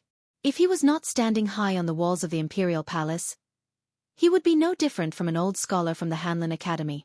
The son of the Zhao family continued to laugh and said, "My Liang dynasty has a white-robed monk who hangs the Yellow River in Beimang's Dao De sect, and Mr. Chow has come through 18 gates. This is a blessing for my dynasty." When these words came out, the originally uneasy civil and military officials in the square all felt reassured and smiled. A talented emperor of a generation should be able to swallow the world with his aura. Chow Chongqing said calmly, "I'm waiting for you to return the favor." Curses were immediately heard at Chow Chingy's feet, cursing him for not knowing what was good for him. Most of the curses came from the mouths of the civil officials. Most of the generals were so angry that their hair stood on end. They only regretted that they did not have any weapons in their hands. Plus, they were afraid of Chow Chingy's reputation as the Confucian saint, so they did not dare to act rashly. They were afraid that they would fail in their mission and be ridiculed instead. With a crash, someone turned their head first, and then they all turned to look at the stalwart man in the red python robe. Dragging his spear, he walked up the steps. The tip of his plum wine spear was pointed to the ground. He came to the side of the emperor and spun the body of the spear, stabbing the handle into the ground. One man could guard the pass. The plum wine turned from green to purple. With the war saint Chen Zhibao protecting the emperor, the son of the Zhao family was even more heroic. He squinted his eyes and looked at the great General Gu Jiantang at the bottom of the steps. Until now, no one had been able to shake the throne of the #1 martial art master in the Liang army. When Chen Zhibao entered the capital, everyone was looking forward to a showdown between the two. Unexpectedly, not only were the two old and new ministers of the Ministry of War not like fire and water, there was even a rumor that Gu Jiantang had personally brought wine to the Chen mansion for a drink. Gu Jiantang saw the prince looking at him and nodded lightly.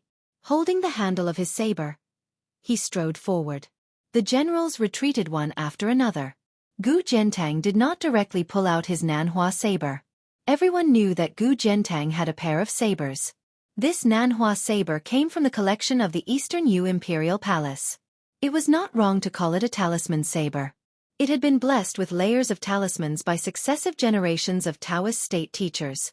Since ancient times, Eastern Yu had been the birthplace of famous swords, but the Nanhua saber still took away the title of the champion of weapons. Together with the Wudong talisman sword Shinshu in Wang Xiaoping's hands, they were known as the twin talismans.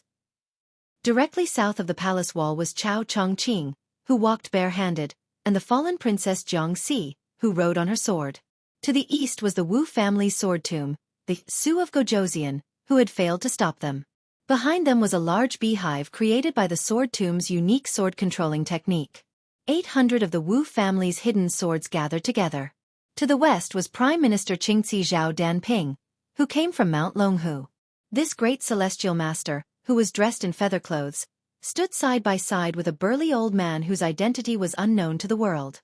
On the old man's back was a large sword that was almost twice the length of an ordinary ancient sword.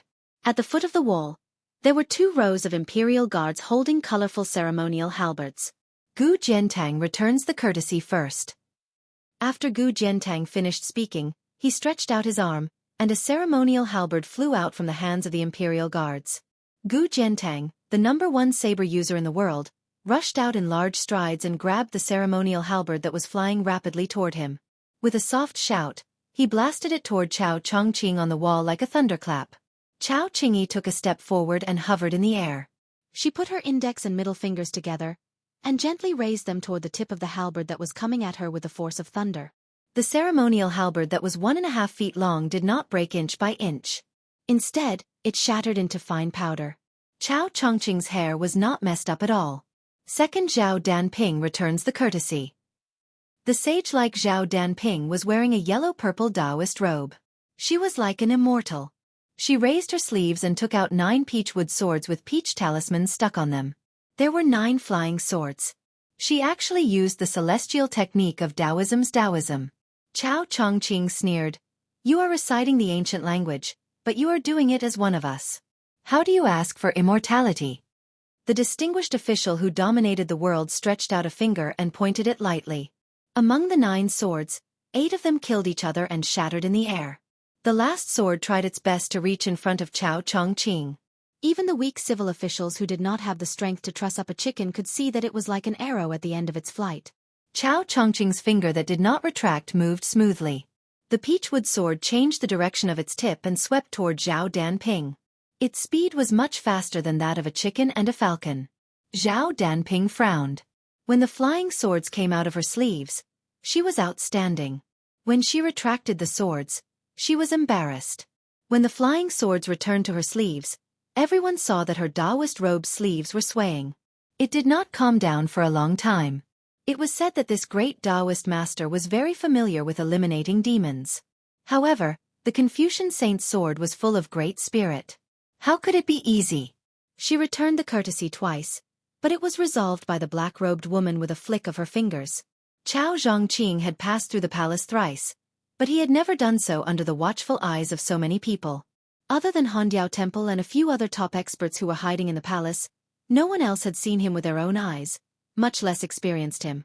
The second time he entered the palace, there were 300 imperial guards in front of him, but they were directly bypassed by the black-robed woman. At that time, if Han Diaoxi did not have the unique advantage of Xian finger against celestial phenomena, the emperor of the Zhao family would not be the emperor next to Chen Jibao. Gu Jiantang, who came out with his saber, was only halfway through returning the courtesy when he was interrupted by Prime Minister Qing Ci. He was faintly unhappy, but he still respected him as a celestial master of Longhu Mountain.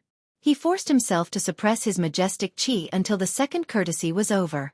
He rose from the ground and unsheathed his Nanhua saber, which almost made the world lose its color. Chao Chongqing, who had been floating in the air, took 3 steps forward. He proudly put one hand behind his back and used his right hand to welcome the Nanhua saber. His palm directly passed through the saber light and pressed down on the edge of the Nanhua saber. "What I slay is a saint." Gu Jiantang chuckled. The Nanhua saber light disappeared. He let Chao Chongqing press down on the edge of the Nanhua saber while his left and right hands pressed down on the hilt. Chao Chongqing frowned slightly and was instantly relieved. He turned his body like a spinning top and finally faced the ground with his feet facing the sky. His right hand did not leave the Nanhua saber. A muffled thunder exploded in the sky. The rumbling was incessant. The sky was clear and there were no clouds for thousands of miles. It was really a winter thunder that came without warning. Chao Chongqing held the Nanhua saber and stood still again. Gu Jiantang did not forcibly seize the saber. Instead, he took 2 steps back and floated to the ground. Chao Chongqing waved his sleeve. His sleeve was torn. 5 more thunders sounded in the sky one after another. Chao Chongqing smiled. "It turns out that you are so out of your mind. You are indeed Gu Jiantang, who made the saber extraordinary." He gently threw the Nanhua saber to Gu Jiantang, who had landed on the square. Gu Jiantang did not pester him endlessly. He hung the Nanhua saber and turned to walk forward. At this time, everyone saw the path behind Chao Chongqing slanting to the 9th heaven. The clouds shook violently and ordinary people could see it clearly. On the stairs, Chen Jibao and the emperor whispered. The latter was enlightened. The Earth Immortals were the so-called superior celestial beings in the world. However, Chao Chongqing was a Confucian saint. He had not been here for a long time, but he had already reached the peak of the Earth Immortal realm. He was probably only 1.5 levels away from Ancestor Lu, who passed through the gate of heaven and returned hundreds of years ago. Chao Chongqing, who had used all his strength and only had a slightly tattered sleeve, looked calm. Many of the civil officials in the square suddenly remembered the words he had said to all of West Chu when this person had entered the Saint realm at the Western Wall. Chao Chongqing is willing to die for the world to be turned upside down. I am willing to die for the world to be peaceful. Chao Chongqing was so close to being invincible. But immediately, everyone felt a sharp sword intent, which was piercing and cold. As far as the eyes of the woman on the sword could see, the civil officials and generals on the line subconsciously moved to the left and right to avoid it. Until one person floated to the surface. Su Fengmian of Beiliang. That year, West Chu fell. That year, she had dimples on her cheeks. That year, his hair had not turned white. Chapter 750. Jiujiu restaurant was closed. Auntie Hong lived in a courtyard with 3 entrances not far away. The woman's body was Yin in nature, so she was afraid of the cold. She and a young woman sat cross-legged on the Kong bed. The woman chewed on melon seeds and muttered to herself. The young woman quietly listened to Auntie Hong's nagging without the slightest impatience. Usually, after the women in the fields finished their chores and farm work, those who had a little skill liked to pick up a delicate pair of scissors to spend their free time. They couldn't just focus on having children with their men as soon as the sky turned dark. Besides, they couldn't afford to raise too many children. Although Auntie Hong was an old widow, she could still be considered pretty. However, no one dared to knock on the widow's door and cause trouble. In her free time, she only liked to cut paper. She was clever and skillful. Every time there was a happy occasion, the neighbors were willing to come to Auntie Hong's side to ask for some time-consuming and laborious happiness flowers and marriage flowers. The window next to the Kong bed was covered with Auntie Hong's delicate paper cuts. It was true to the saying of the older generation that when the window was opened, Auntie Hong would hang a sweeper under the eaves on cloudy days. It was very effective. Auntie Hong chewed on melon seeds. Occasionally, she would free her hands to teach the woman beside her how to cut paper. However, the woman's appearance was boundless, but her hands were clumsy. This caused Auntie Hong to tease her good-naturedly. Auntie Hong couldn't stop talking and talked about this and that. In the end, most of it was about that family. These two should blame lame Sue. The little guy should also blame his parents. One can't bear to part with Su Xiao, and the other can't bear to part with those dead brothers. In the end, the one who suffers is still their own child. They should blame those so-called loyal officials. Su Xiao isn't a gentleman who is full of benevolence, righteousness, and morality, but he does things openly. How can a bullshit gentleman compare to him? When has Su Xiao ever let anyone down that he deserves? Zhao Ji is just narrow-minded. She can't bear to see Wu Su being more outstanding than her. She can't bear to see Su Xiao being more manly than her man.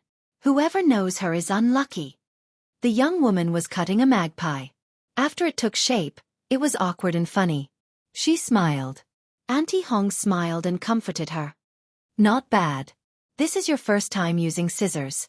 The woman put down the red paper and sighed. Aunt Hong looked at the window lattice, lost in thought. The western wall was in a deadlock. Ma Ling, 14 former subordinates of Bailiang, including Ma Ling, crashed their bodies to their deaths in front of the palace gate, helping the great General Su Xiao quell the boiling rumor that he was going to conquer West Chu by drawing the river. White robes and white mourning dresses beat the war drums and settled the world with a single battle. That year of the 8 kingdoms of spring and autumn, although Western Shu and Southern Tang were still struggling at death's door, in reality, it was already difficult for them to escape from the Yang, Su and Gu families' iron cavalry. The Su family's iron cavalry was only 300 miles away from West Chu's imperial city. Su Xiao was sent 4 urgent imperial edicts a day, 800 miles away, to the capital to be rewarded, but what awaited this meritorious official was the white robe case in the capital. This caused West Chu to be surrounded for 3 years without perishing. At that time, the Prince Zhao Yi, who had not yet been conferred the title of Duke of Guangling, wanted to take advantage of the situation to gain great military merits, but he did not expect to lose 2 battles in a row. He suffered heavy losses and greatly damaged his vitality. In the end, he could only continue to be led by Su Xiao on an expedition to the south, and finally broke through the lofty divine Phoenix City. During those 3 years, the young Su Fengnian was a hostage and was placed under house arrest at Dantong Pass, 300 miles south of Great Peace City. There were 600 soldiers stationed inside the pass, and more than 10,000 iron cavalry outside the pass, all for the sake of targeting the female sword immortal and the young child. The woman suddenly asked, "Auntie Hong, don't you regret meeting Uncle Sun Ping?" The woman shook her head and smiled. "Chen Yu, when you truly fall in love with someone, you won't ask such a silly question." The woman also shook her head. "It's a pity that we didn't meet." Auntie Hong suddenly thought of something and said with a gloomy expression, "Serves bald donkey Yang right for dropping in cultivation. It's good that he died. When can we kill Yuan Benshi and teacher Lu how to our satisfaction?" Chen Yu asked. "Who can kill them?" Auntie Hong smiled and said, "In any case, it can't be a woman like me. Small scissors can only cut paper." Chen Yu picked up the magpie ascending plum and raised it above her head. Light shone through the gap, illuminating her beautiful face that could cause the downfall of a country. Even Auntie Hong, who had shamed the moon and embarrassed the flowers in her youth, felt somewhat envious and emotional. Chen Yu, they really had the foresight to name her." Auntie Hong asked, Aren't you afraid that you won't be able to enter the imperial palace of Great Peace City, and instead go to a barren place like Baelyang to suffer? Chen Yu directly asked. Auntie, are you saying that I will be betrothed to that heir of Baelyang? Auntie Hong nodded. Chen Yu smiled faintly. Isn't it all the same? Auntie Hong dismissed it with a smile and waved the small scissors. Come, I'll teach you how to cut a cockfight. Chen Yu stilled. Auntie Hong explained with a smile. Cockfight, the homonym is auspicious. The meaning is auspicious. Everyone stared dazedly at the fallen princess of West Chu that had appeared out of nowhere. The old officials of the capital did not hinder their love for beauty. They had truly never seen such an outstanding woman. Maybe that Chen Yu on the Rouge rankings could compare to her appearance.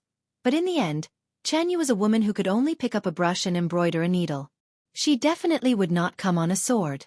The woman whose original name was Jiang Si, but who had been changed by a bastard to Jiang Ni, lightly uttered 5 words. The law of the heavens was vast. The scabbard did not move. The great Liang dragon sparrow had already left its scabbard to take the head.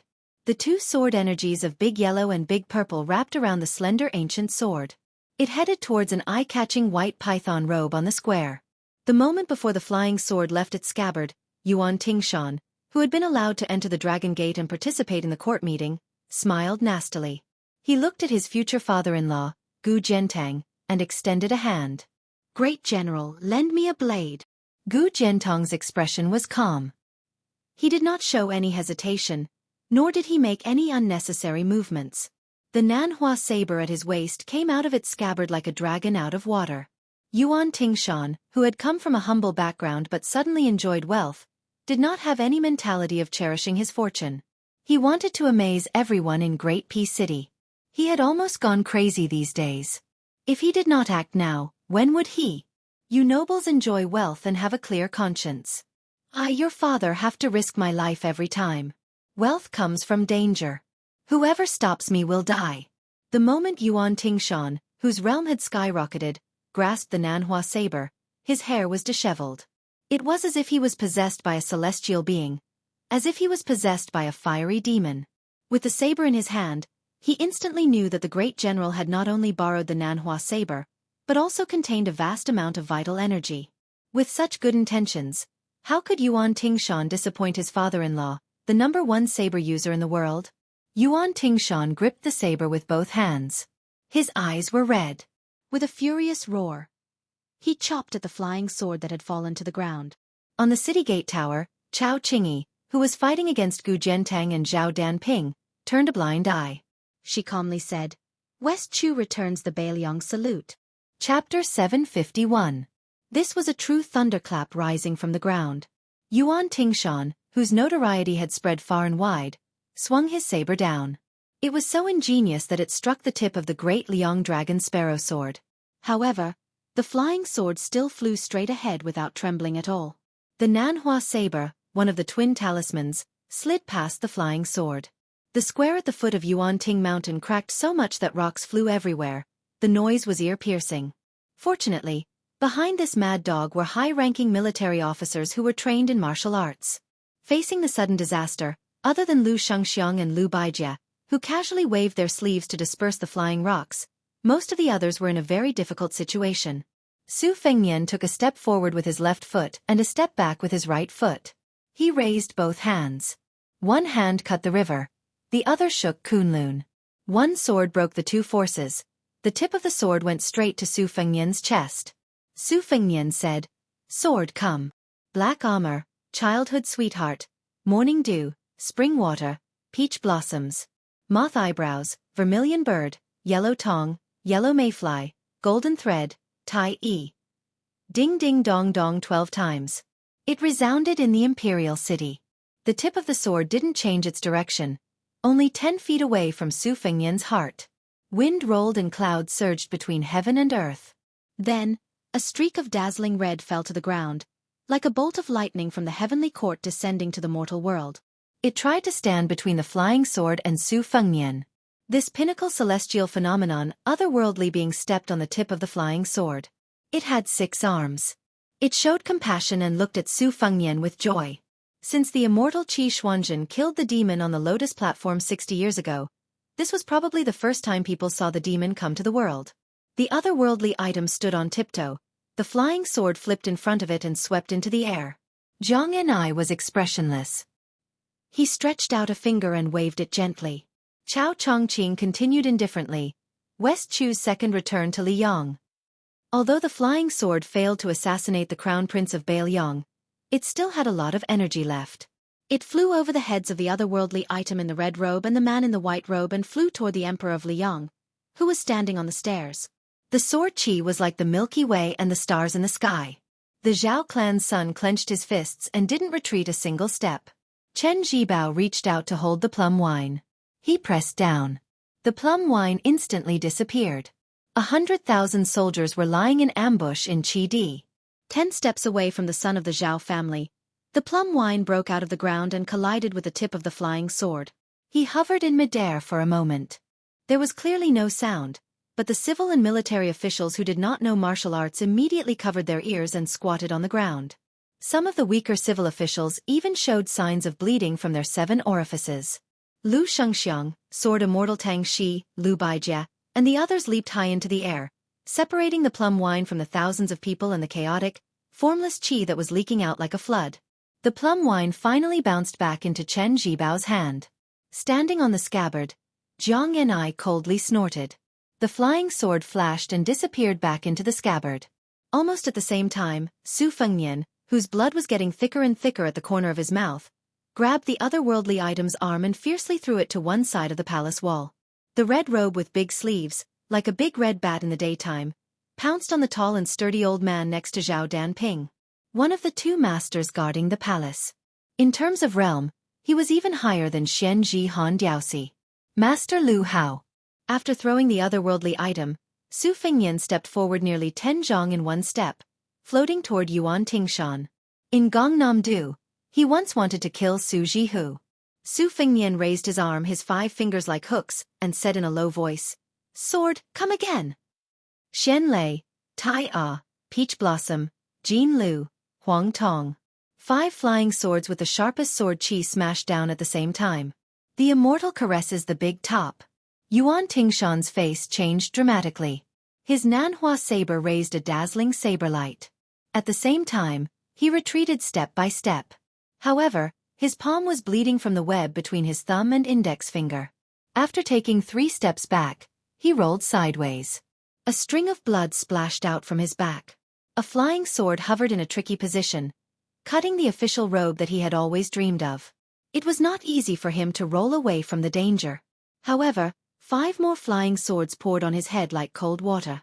Yuan Tingshan's face was ferocious. He had a bright future, but he had just taken a few steps forward. How could he wait to die here? Gritting his teeth, he pulled out his Nanhua saber and hit away 3 flying swords. He tilted his head, dodging one flying sword that brushed past his cheek. Then, he used the momentum of the Nanhua saber to hit the last flying sword on his chest before it pierced through his heart. Yuan Tingshan, who was not standing firmly, staggered. Eventually, he managed to stand firm. He touched the blood on his face. Instead of being angry, he laughed and said, "Come again if you have the guts." The civil and military officials in the square were speechless. What a crazy dog that was not afraid of death. Then, almost everyone was dumbfounded. They saw Su Fengnian slowly walking forward. However, Yuan Tingshan, who was inexplicably hostile to the crown prince of Bailiang, was like a grass carp that had unfortunately fallen on the shore. He was jumping around and struggling for his life. The distance was less than 5 feet. Yuan Tingshan's blood kept splashing everywhere.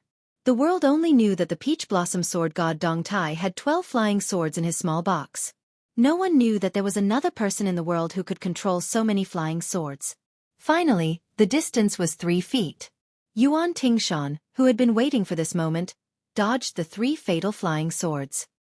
He let 2 of the flying swords penetrate his body and chopped down with his saber. The officials in the square, who did not dare to breathe, were all sweating. They were hoping that this crazy dog could kill the crown prince of Bailiang with one strike. However, the next scene made most people feel incredulous. Only Lu Shengxiang and Lu Baijie shook their heads. They felt that it was a pity, but they were also amazed. Yuan Tingshan withdrew his saber against the flow of qi. Lu Shengxiang felt that it was a pity that at the moment of life and death, Yuan Tingshan did not hesitate. However, in the end, he still cherished his life and did not do that shady business of exchanging a life for a life. Lu Baijie was amazed at Su Fengnian's audacity. This person could have won relatively easily, but he did not. He still dared to bet that Yuan Tingshan was more afraid of death than him. This kind of fight had left a huge shadow in Yuan Tingshan's heart. It was likely that he would not be able to erase it for the rest of his life. Su Fengnian slapped Yuan Tingshan's chest with his palm. He took a few steps forward and grabbed one of Yuan Tingshan's feet in the air. He turned around and suddenly smashed it on the ground. A big hole. Yuan Tingshan was clearly at his last breath. Gu Jiantang, who had been watching the fight with narrowed eyes, finally took a step forward. If Yuan Tingshan wanted to die in the capital, he had to go through Gu Jiantang. A gentle breeze rose. The white-haired young man stood quietly in the square. His python robe swayed in the wind. Just like his life experience, which was in a precarious situation. The eldest son of the Su family, who no one was optimistic about, finally tore off his tattered clothes. He had a kind of indescribable peerless elegance. Su Fengnian looked at Yuan Tingshan in the hole and grinned. You are not worthy of my saber. Today, you are lucky to have a good father-in-law. Next time, I will personally peel off your skin. Chapter 752. Gu Jiantang glanced at Yuan Tingshan, who was lying motionless in the pit, his hands still tightly gripping the Nanhua saber. Gu Jiantang didn't think that the Crown Prince of Bailiang was so daring as to kill an official under the emperor's nose. Teaching Yuan Tingshan, who had an old grudge, a lesson was just a little too much. The people of the capital wouldn't really care about Su Fengnian. After all, his preposterous behavior had already caused calluses in the ears of the Great Peace City.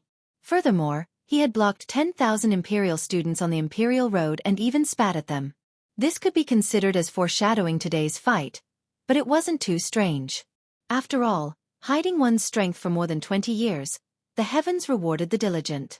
In the end, there were great benefits. If it was a crown prince who had always had an excellent reputation, he would have been dragged away and stripped of his hereditary bestowment. There were actually only two things that really interested Gu Jiantang. First, why did Dong Tai's 12 flying swords end up in Su Fengnian's hands? Second, the origin of the red-robed otherworldly item that had pounced on Lu Haosher. Ordinary otherworldly items simply couldn't enter the imperial city that was filled with purple and yellow dragon aura. Ever since the devil sect that occupied half of Jianghu completely vanished after the battle at the devil-slaying platform, the world publicly acknowledged that there was no longer a heavenly demon. Gu Jiantang was in a daze for a moment.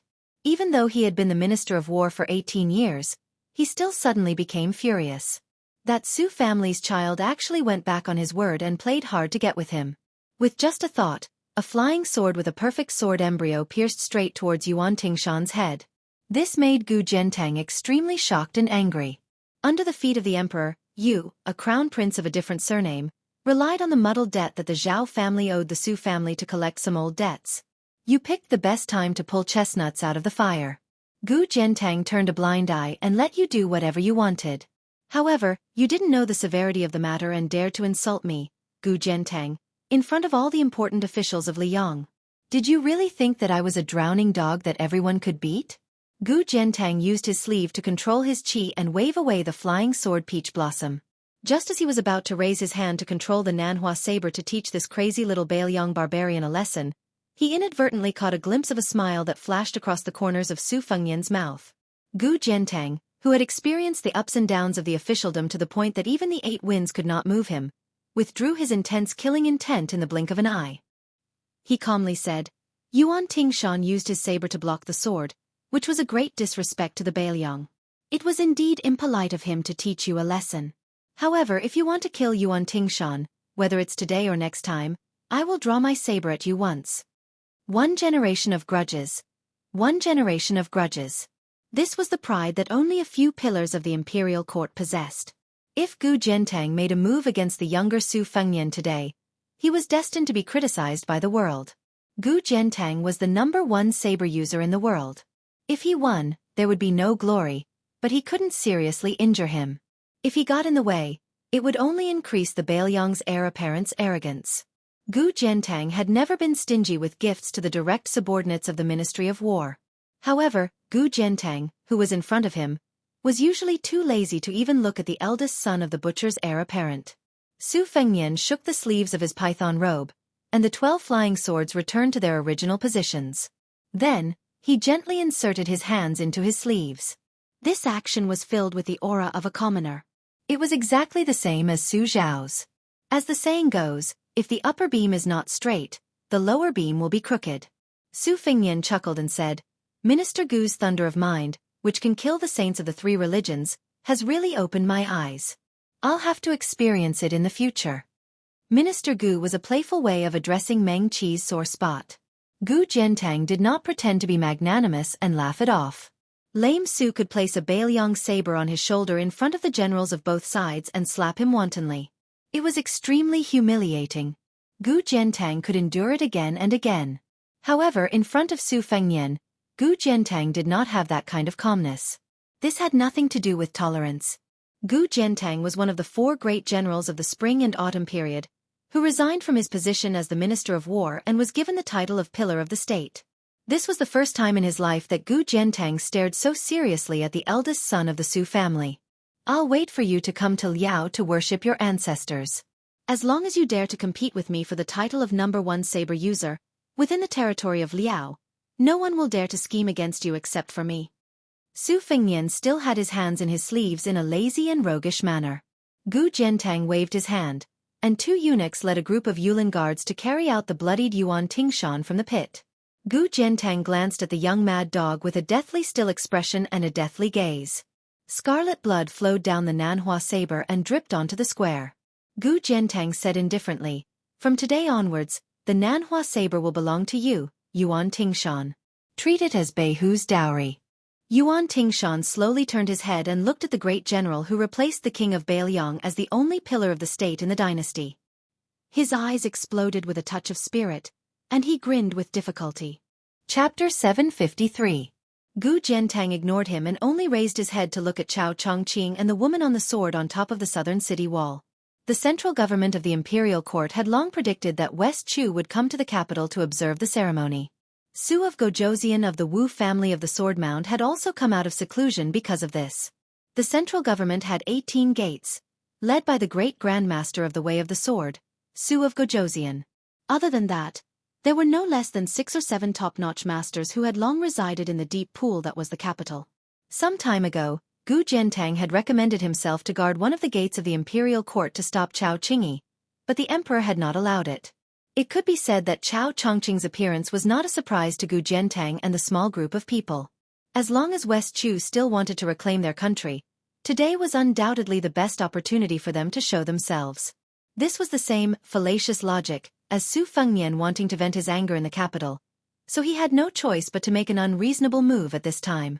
However, as a general who had been in charge of the Ministry of War for nearly 20 years, Gu Jiantang did not think highly of West Chu's chances of reclaiming their country.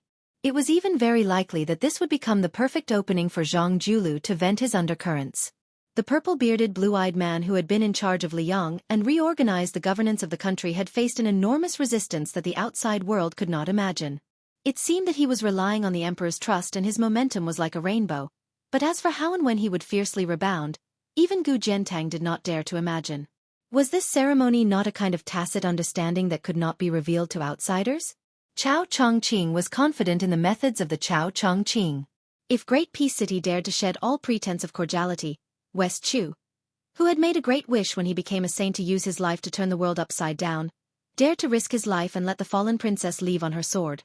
Then, he would use the life of a saint to exchange for the coronation of King in Jing. This would become a tragedy of hundreds of officials dying.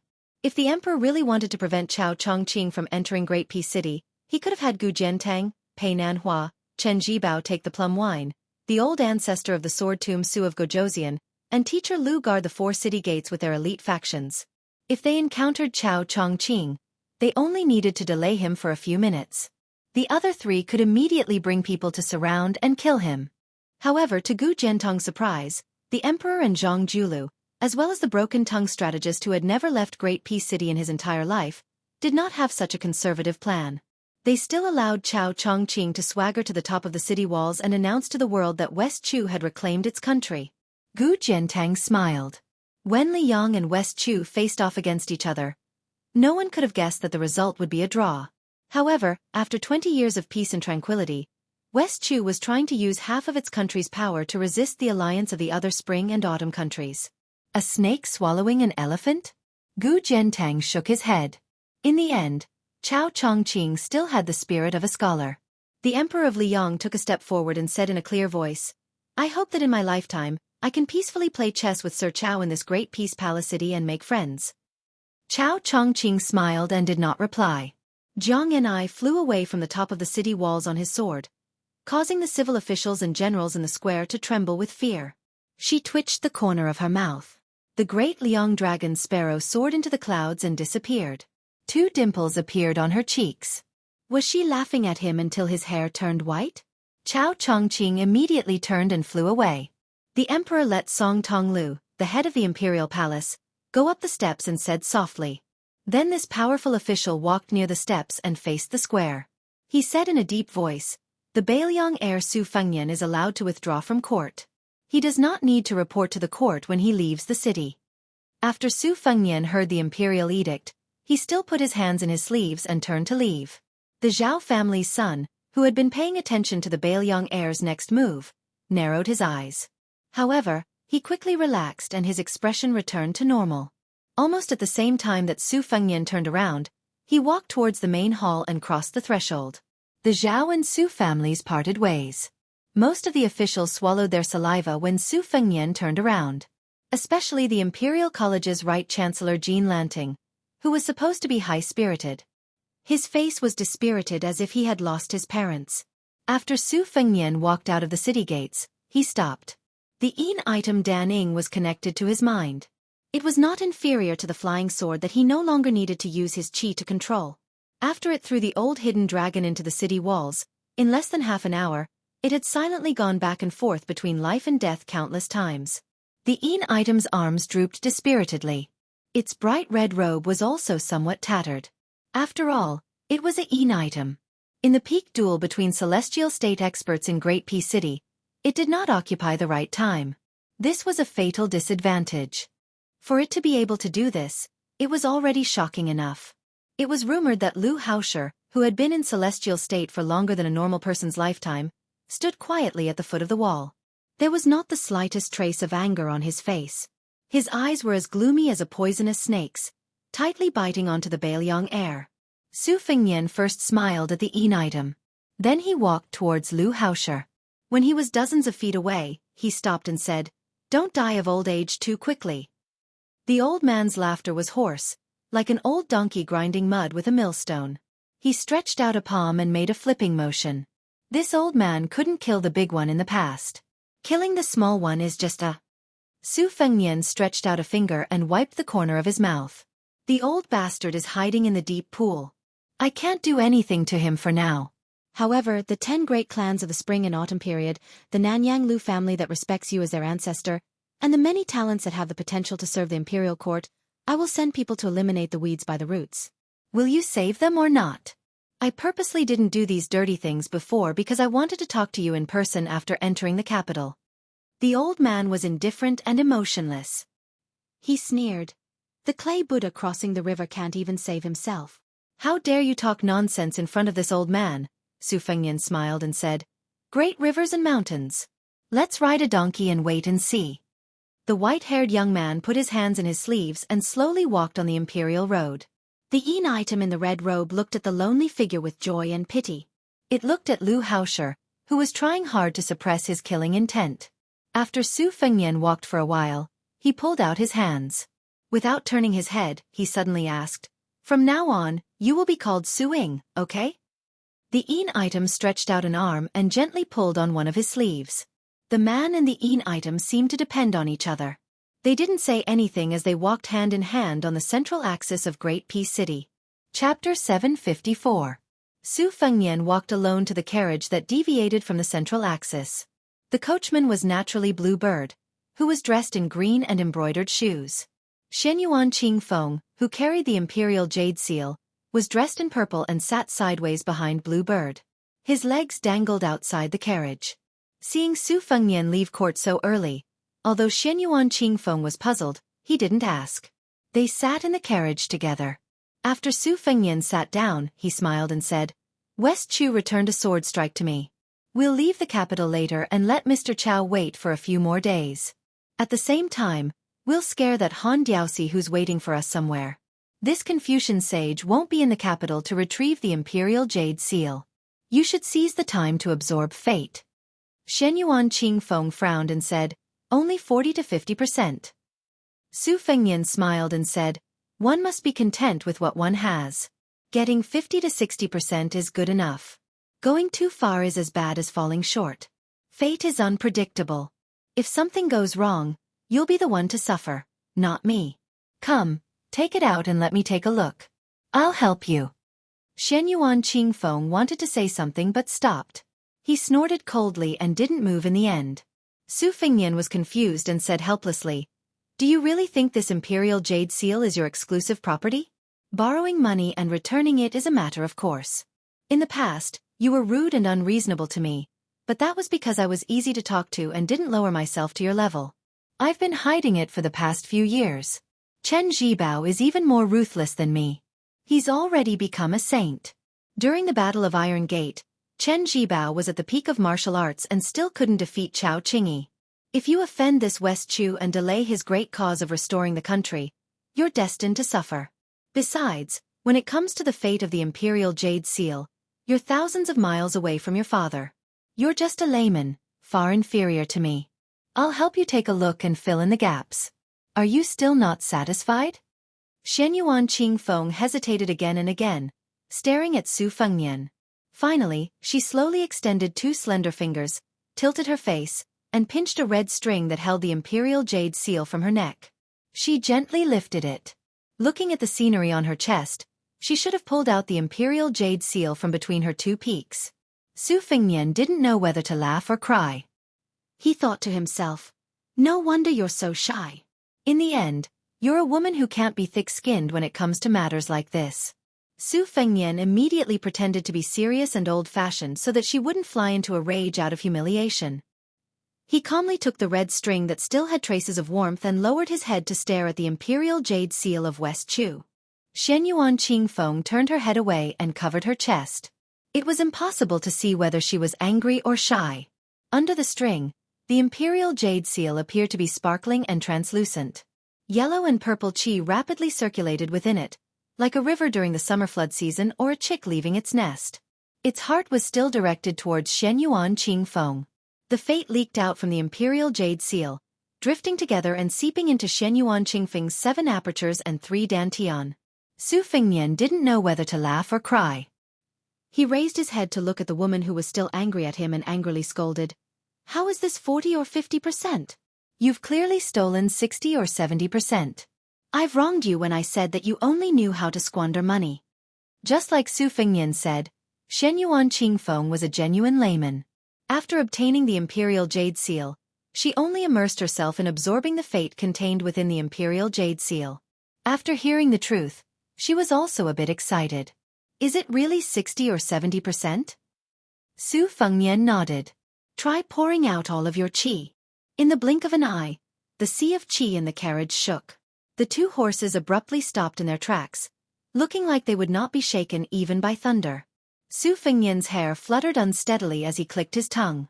Narrowing his eyes, he sighed emotionally. Using the words of the Taoist qi cultivators, it's like steaming the Cloud Dream Marsh, shaking the Jade Emperor Tower, and shaking the Kunlun Mountains. It's not far off from the great yellow court of the Wudong sect leader. Shen Yuan Qing Feng closed her eyes and spread out her arms. In the region of Great Peace City near the palace, invisible qi rapidly converged with the carriage as the center. She had an intoxicated expression on her face. The imperial jade seal in Su Fengnian's hand shook more and more violently. He said in a low voice, "Stop, stop." Shen Yuan Qing Feng quickly came back to her senses and withdrew her qi. She seemed to have sensed that her actions were too docile. She glared fiercely at Su Fengnian, who had given the order. Su Fengnian did not care about the arrogance and unruliness that he had brought out of her mother's womb. He also did not think about how to put in effort to suppress and train her. If all women had their edges removed, like Lu Chengyan of Qingzhou, all of them would be as smooth and sophisticated as pebbles. How boring would it be whether it was the Jianghu or the residence? He handed her the red string and the imperial jade seal. Take advantage of these few days to absorb a little bit more. It's not good for others to become fat in one mouthful when their hearts are not enough. Especially women. They don't look good if they are too fat. Shenyuan Qingfeng stared quietly at this fellow and said ungratefully, "It's not funny at all."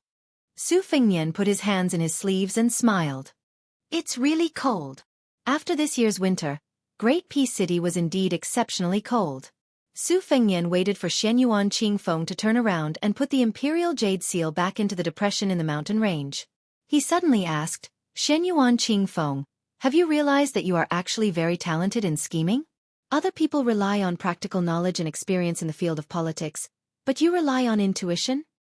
Shenyuan Qingfeng said with disdain, "Don't think that I will be your Baoyang's dog. I will do business with you one by one." Su Fengnian shook his head. "Don't be nervous. I am not so desperate that I am not picky. It's just that I am in a rare good mood, so I will reward you verbally." Shenyuan Qingfeng hit the nail on the head. "You have made things clear with Lu Hao of the white clothes case in the capital? Have you set up the arena? After leaving the capital this time, you have completely cleared things with the Zhao family's son. In the future, you will rely on your own abilities to draw a line publicly?" Su Fengnian nodded with a smile. Chapter 755. There were many things in the imperial court that were deeply arranged behind layers of curtains. Every step was carefully planned, and every little detail was fought over. However, when put on the table and in the eyes of the court officials, it was often just that. It was very difficult to see the brilliance at a glance. Su Fengnian came to the capital to observe the ceremony as the heir of a vassal king. On the surface, he entered the palace with a saber and did not kneel. Undoubtedly, the emperor of the Zhao family gave him a lot of face. However, other than this sweet date, the other big sticks that came down were all firmly on Baoyang's head. Making an exception to promote Jean Lanting as the right chancellor of the Imperial College, seducing the great scholar of Confucianism Yao Baifeng to take a post in the capital, promoting Chen Jibao, the protector of Bailiang, to the Minister of War, and promoting Yan Jieshi, the magistrate of Lingzhou, to the most illustrious member of the imperial family in one fell swoop. These four big sticks were all openly beaten on Su Fengnian's head in front of all the civil and military officials. How could Su Fengnian not take advantage of this situation to make a big fuss? It looked like he was acting out of spite, but it could also be that Su Fengnian was using his own method to stabilize the Bailiang cavalry's morale. The carriage slowly returned to Shama Wei Station. The rotten scholar Lu Wenbao was no different from an old beggar. He was still waiting bitterly under the dragon claw locust tree, waiting for Bailiang's heir to give him a chance to fulfill his ambitions. At this moment, he was squatting and gnawing on a cold and hard steamed bun.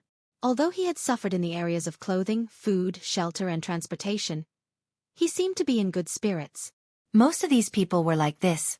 As long as there was a little bit of hope to look forward to, they could display astonishing tenacity. This was related to one's heart.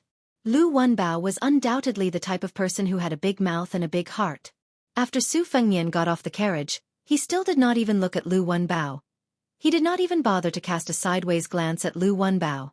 Normally, a scholar who was confident that his knowledge and military strategy were not inferior to other people's would have already turned to other wise masters.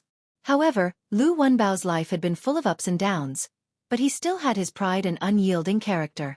The pride he gained from studying the sage's books had almost completely dissipated. Naturally, he had the great willpower to stick to the Green Mountain and not let go. But to be exact, it seemed more appropriate to stick to the Su family's locust tree next to him.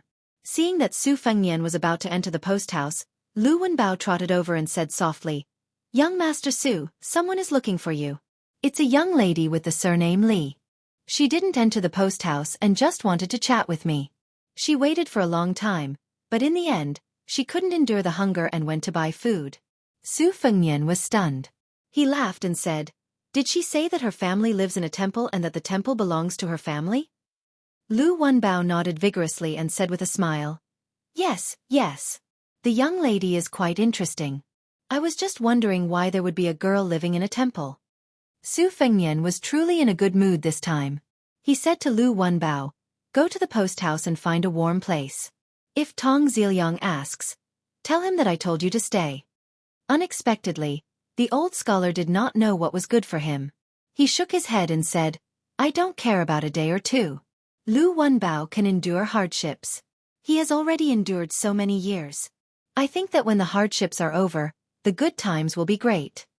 Su Fengnian didn't try to be courteous with an old scholar in his 50s who didn't even have a family yet. Shenyuan Qingfeng had already entered the inn. He had Qingyao enter first, and he stayed behind to welcome Miss Li Zi. Lu Wenbao asked carefully and curiously, Young master, why did you end court so quickly? Su Fengnian said half-truthfully, I almost fought with Gu Jiantang, so I was chased back. Lu Wenbao was speechless and did not dare to ask further. In the distance, the young girl who was determined to be a chivalrous woman of the Zhonghu jumped up and down towards the post house. If it was not easy for her to find out that Su Fengnian lived in Xiamawi, she would feel that she had gone through many hardships and traversed mountains to come here. This friendship that only Zhonghu women could have. There was nothing else to say. She had brought a few banknotes with her on this trip, but she had told her clumsily to give gifts to people she met. She had not thought about how to buy clothes or cosmetics, so she only had a few pitiful pieces of silver and copper coins. Today, she had woken up early for the first time and rushed outside Xiamawi. She had forgotten to fill her stomach early in the morning and shivered from the cold. In the end, she could not endure the stomachache and bought a tray of white steamed buns. Because of these 8 or 9 steamed buns, her impression of Great Peace City was terrible to the extreme. It was too expensive. If she had traveled the Zhonghu in the capital with Su Fengnian, she would have most likely starved to death long ago. She bit hard on an expensive steamed bun that she had bought a few at the foot of the mountain and jumped up and down towards the post house. She saw a familiar figure in the distance, but that person was dressed in white, with white hair, white clothes and white shoes. Why did he look like a snowman? She was not sure. Could it be Su Fengnian? It was said that only those who were traveling would be timid when they were close to home, but Xiamawi was not her hometown. But because of him, she stopped jumping and slowly moved towards the dragon claw pagoda tree. When she got closer, she saw the face that she had been thinking about day and night. The little girl was stunned, still biting on the steamed bun. She looked dazedly at the familiar yet unfamiliar man. She did not care about her chivalrous demeanor and etiquette as she turned and ran, the steamed bun in her hand falling to the ground. Lu Wenbao had an expression of disbelief. Had this little girl been scared silly by His Royal Highness beside him? Su Fengnian could not help but laugh. He walked over and picked up the steamed buns that were not too dirty and held them in his arms. The little girl ran out for a while before running back. She was like a pear blossom in tears. Su Fengnian, are you going to die? My father is very capable. I'll go back and tell him. Wait for me, you must wait for me. Then she turned and planned to run again.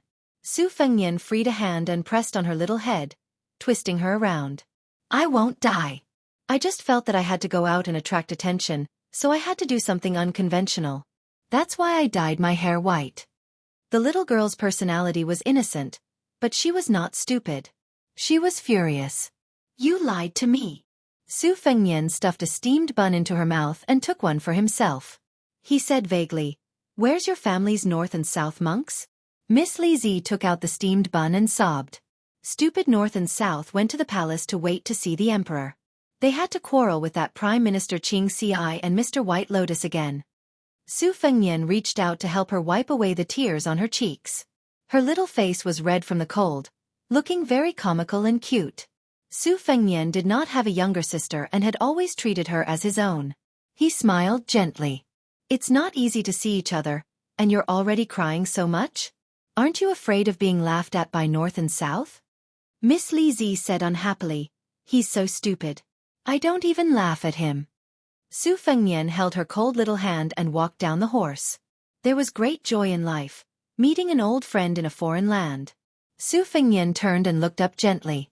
When someone came, they entered the Zhonghu and were in high spirits. When they left, they entered the Zhonghu and had a clear conscience. Su Fengnian turned and looked down at the little girl. He said calmly, It's a pity that Wenhua won't have the chance to travel the Zhonghu with us. Why? Is he still so useless when it comes to swordsmanship? Or is he carrying a wooden sword? He's very promising, but he doesn't practice swordsmanship anymore. He's not in the capital? Where did he go? I'm looking for him. Humph. Wenhua didn't even wait for me. He's not loyal. If I see him in the future, I'll scold him to death.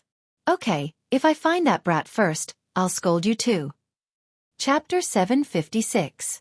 On the second day of the coronation ceremony, the guards at the gate did not pay much attention to a young Taoist carrying a peachwood sword entering the city. The Taoist priests of Mount Longhu often came to the capital to draw talismans and set up rituals. The people of the capital had seen many nobles with the same surname as the emperor. The only person at the gate who was impressed was this simple Taoist priest. He was not from Mount Longhu, the ancestral court of Taoism, nor was he a disciple of a Zhenren from a blessed place. He came from Mount Wudong, which had not been famous for hundreds of years. The Taoist priests in the world were under the control of Zhao Donxia, who was in charge of all Taoist affairs. Only Mount Wudong was an exception.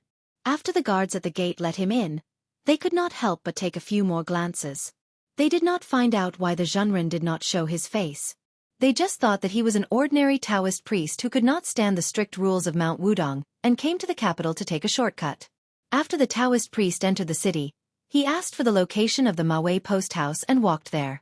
He accidentally took a long detour and walked for almost 2 hours before he saw the dragon claw locust tree outside the post house. He reported his identity to the guard at the gate. Li Yufu of Mount Wudong wanted to see the crown prince of Bailiang, Su Fengnian. The guard did not dare to delay and reported to the backyard in confusion. Li Yufu, who walked from Mount Wudong to the capital, did not have the demeanor of a Taoist priest. He sat on the steps outside the post house and rested for a while. He gently breathed according to the Heart Sutras of Mount Yuzhu. The old scholar Lu Wenbao glanced at him and ignored him. Su Fengnian was building the 8th snowman with Miss Li Zi in the backyard. When he heard Tong Ziliyang's report, he frowned and walked to the door.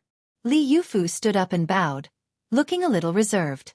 Su Fengnian's brows relaxed and smiled. Headmaster Li, I am not worthy of your courtesy.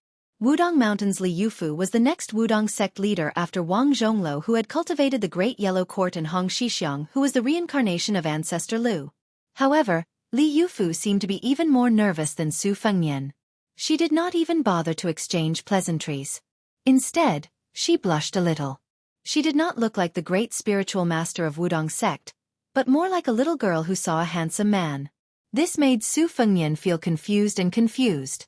The few times he went up the mountain, other than the young martial granduncle who rode the bull and some naughty little Taoist children, he only saw the good-tempered Wang Zhongluo and Wang Xiaoping, who demonstrated her strength with her sword. He had never even seen Li Yufu, so there were no grudges between them. It was said that Hong Shixiang had high hopes for this person, so why was he so shy? Su Fengnian suppressed his curiosity and led Li Yufu to the backyard. He was not happy at first because he was afraid of the worst result. He was worried that Li Yufu would represent Wudong Mountain to come to the capital to meet the emperor and recruit the Zhao family's emperor. Bailiang's internal affairs had been poached by the imperial court. If Wudong Mountain was added, it would really make people want to break the pot. Moreover, Su Fengnian had a very special emotional attachment to Wudong Mountain. His elder sister Su Jihu had met the cow-riding coward there. He had also practiced his blade there and received a great favor from sect leader Wang. There was also a vegetable garden that might have been barren and the great gunghorn killing note that was destined to disappear without a trace. If Wudong Mountain betrayed Bailiang, even if Bailiang could tolerate it, Su Fengnian could not. Su Fengnian entered the yard and smiled at the little girl who was lighting the snowman with charcoal. Lizi, bring a stool for the new sect leader of Wudong Mountain. The little girl quickly wiped the charcoal stains on the snowman and went to the house to bring out a stool. Li Yufu was still reserved and shy. Your Highness, I can just stand and talk. Su Fengnian looked at him seriously and took the lead to sit on the rattan chair placed under the eaves outside the house. He joked. Why are you not at all like Hong Shixiang? That guy's face is a few hundred times thicker than yours. Li Yufu hesitated for a moment and finally plucked up the courage to sit on the stool.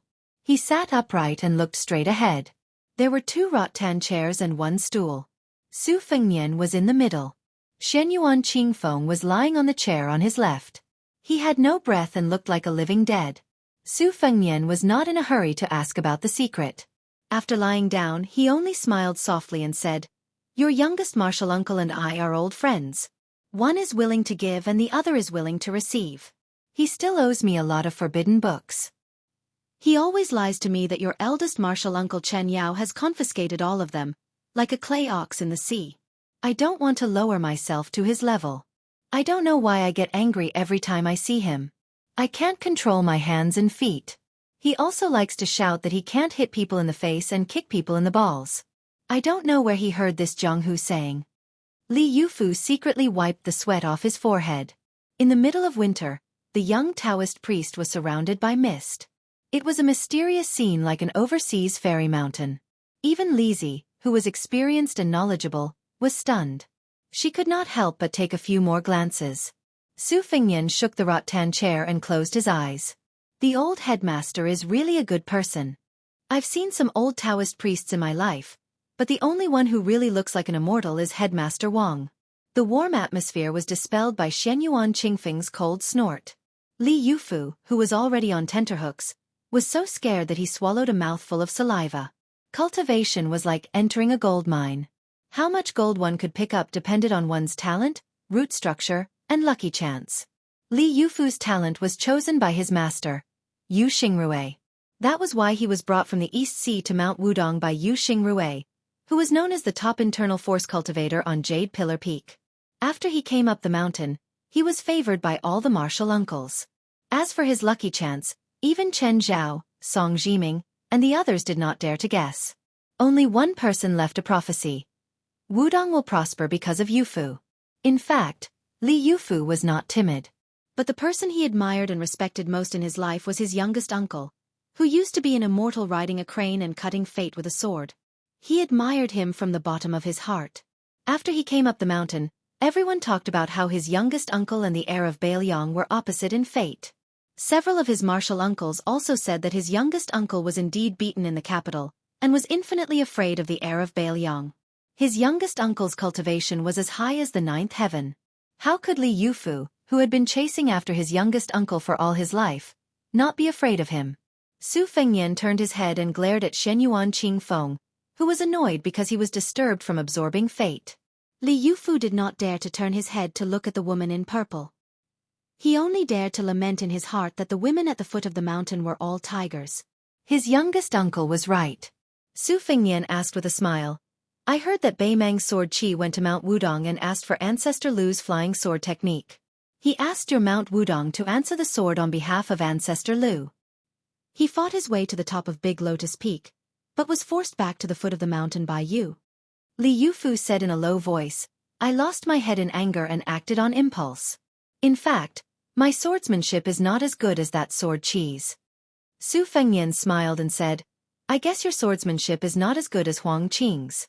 But the level of sword principle is related to swordsmanship, but not absolutely. Huang Qing asked for swordsmanship and sword principle, so it's not surprising that you lost. It's like a woman with a good-looking face. She can be more beautiful, but how beautiful she is depends on the most important thing, her temperament. Li Yufu thought about it carefully and said sincerely, Your Highness is right. I've learned a lot. Su Fengyan said jokingly, Do you really think I'm some kind of Taoist master? You're so smart. Even if I fart out of boredom, you'll be able to figure out something. Li Yufu, don't be so suspicious. The reason why I dared to beat Hong Shixiang back then was not because my cultivation was higher than his, but because he was narrow-minded. Li Yufu said seriously, Your Highness is well-mannered. Su Fengyan held his belly and laughed. Oh when you flatter someone, you're just like a bull rider. You're so sincere. No wonder you're from the same origin. Li Yufu's face turned slightly red. Su Fengyan asked, You walked to the capital on 2 legs? Li Yufu nodded and said, I went to the Earthlung Mountain in the middle. Su Fengyan said playfully, My second sister once took a few bags of dragon sand from the Earthlung Mountain. She said that an evil dragon appeared in the first blessed land of Taoism. Did you go to slay the evil dragon? Li Yufu smiled and did not deny or admit it. Su Fengyan was shocked. He glanced at the peach wood sword on the back of the new chief of Wudong. Li Yufu scratched his head. I did see the evil dragon, but I didn't kill it. I was hindered by someone. Su Fengyan nodded and said slowly, For yesterday's ceremony, Taiyan City specially worshipped Zhenwu Great Emperor behind the 3 main halls of the central axis. The statue was huge, like a small mountain. There was no other god worshipped in the capital. The Son of Heaven wrote the words controlling the central axis on the plaque to raise the status of Wudong Mountain in Taoism. You and I both know about this. Li Yufu took a deep breath and said frankly, Wudong Mountain had no objection to the imperial court statue of Zhenwu Great Emperor in Taiyan City. But according to the teachings of Ancestor Lu, the Taoists on the mountain were not allowed to enter the capital to seek power. But for some reason, after the statue was carved, it swayed without wind. So I followed my master's order to enter the capital to investigate. On my way to the east, I sensed that it had something to do with the Earthlung Mountain. So I went to the Blessed Land and found the evil dragon hibernating there. Speaking of this, Li Yufu stood up and said in a low voice, I'm willing to cultivate for the sake of the common people. Su Fengnian smiled and looked at the sky. Such a young immortal. Chapter 757. The second chapter was at 3 in the morning. The third chapter was at around 5 in the morning. There was one more chapter at night. Su Fengnian smiled and asked, When will you go to the palace to meet the emperor? Li Yufu shook his head and said, Since the evil dragon of Earthlung Mountain has been slain, the statue of Zhenwu Great Emperor on the central axis should no longer be a bad omen. I will not go to the palace and damage my cultivation. Chief Uncle Master once told me that there are 7 injuries in our cultivation. One of them is that we do not follow the rules and reveal our innocence. If we violate this rule, it will be difficult for us to be listed as an immortal even if we have a strange appearance. Although I do not expect to be listed as an immortal in Tianmen, I am also timid. I am afraid to go to the place with the strongest dragon Qi and Yin Qi in the world. I came to the capital this time just to see His Highness and hear more about the 2 chief leaders. After leaving the capital, I will travel around and will not be in a hurry to return to Wudong. If I want to travel 100,000 miles in 10 years, it will be difficult for me to meet one and eliminate one. Wudong Mountain did not appear, but once it did, it would become an immortal. First, there was Wang Zhonglo who concealed his identity and traveled in Jianghu. He helped people in danger and broke the Kanglin with one finger. Later, there was Hong Shixiang who used his flying sword to suppress the dragon and tiger. He was regarded by the Qi cultivators as an existence that could suppress Wufu Wang Xianji. Su Fengnian joked, If you meet a girl you like in Jianghu and become an immortal Taoist companion, or even give up being a Taoist priest and not return to Wudong Mountain, your master and uncle masters will be so angry that they will vomit blood. Li Yufu blushed and said, I don't dare. Su Fengnian caught the loophole in his words and said, You don't. Li Yufu said sincerely, I'm not as good as Uncle Master. I'm not good at divination, so I don't know the mysteries of heaven. I don't dare to say what will happen in the future. Although I don't know many things in the world, I know what I should do. If I meet a girl I like, I can only forget about her in Jianghu. Su Fengnian remained silent. Li Yufu did not know the ways of the world and did not know how to warm up the atmosphere. He could only stand up and bid farewell. Su Fengnian came back to his senses and stood up as well to send him to the door. Li Yufu, who carried an ordinary peachwood sword on his back, hesitated for a moment. He pointed at the old pagoda tree and said softly, Your Highness, do you know that a Qi cultivator has done something to the Dragonclaw pagoda tree? Su Fengnian shook his head, his eyes gloomy. Li Yufu was relieved and did not ask any more questions. He condensed his qi and exhaled. The 7 steps of gang treading, the peachwood sword that had no murderous aura was slowly unsheathed and inserted into the root of the Dragonclaw locust tree. The current Wudong sect leader stretched out his fingers and made a gesture. He whispered, Draw the ghost and draw the evil. Lu Wenbao was shocked and hurried away from the Dragonclaw locust tree. The old Confucian scholar had learned a variety of things. He was skeptical about the yin and yang divination Taoism, but he did not dare to underestimate it. He opened his eyes widely and only saw the young Taoist show a good swordsmanship. After that, there was no movement. Lu Wenbao was very disappointed. Li Yufu frowned and approached the pagoda tree. He bent his right thumb and cut his index finger. The blood kept flowing. He drew a talisman on the tree trunk and patted it gently. The talisman disappeared. Li Yufu's expression did not relax but became more dignified. After thinking for a while, he crossed his palms. The left thumb was curled in the palm and the other 9 fingers were exposed. Su Fengnian was a layman when it came to Taoism talismans. Shenyuan Qingfeng, who was behind him, said calmly, This Taoist is using the Tai lion spell. It is said that Lord Tai's mount is a 9-headed lion, so there is this spell. Previously, he was using the exorcism skill, while the lion spell is the skill of inviting the god. If the Taoist immortal of Dragon Tiger Mountain wanted to do it in one go, it would take half an hour. This shows that this Taoist is not weak. Why is he so submissive in front of you? Is he really the current Wudong sect leader? Su Fengnian ignored him. Li Yufu, who was very good-tempered, seemed to have found the clue after probing and realized the truth. He was angry for the first time. He is obviously orthodox, but he uses the unorthodox way.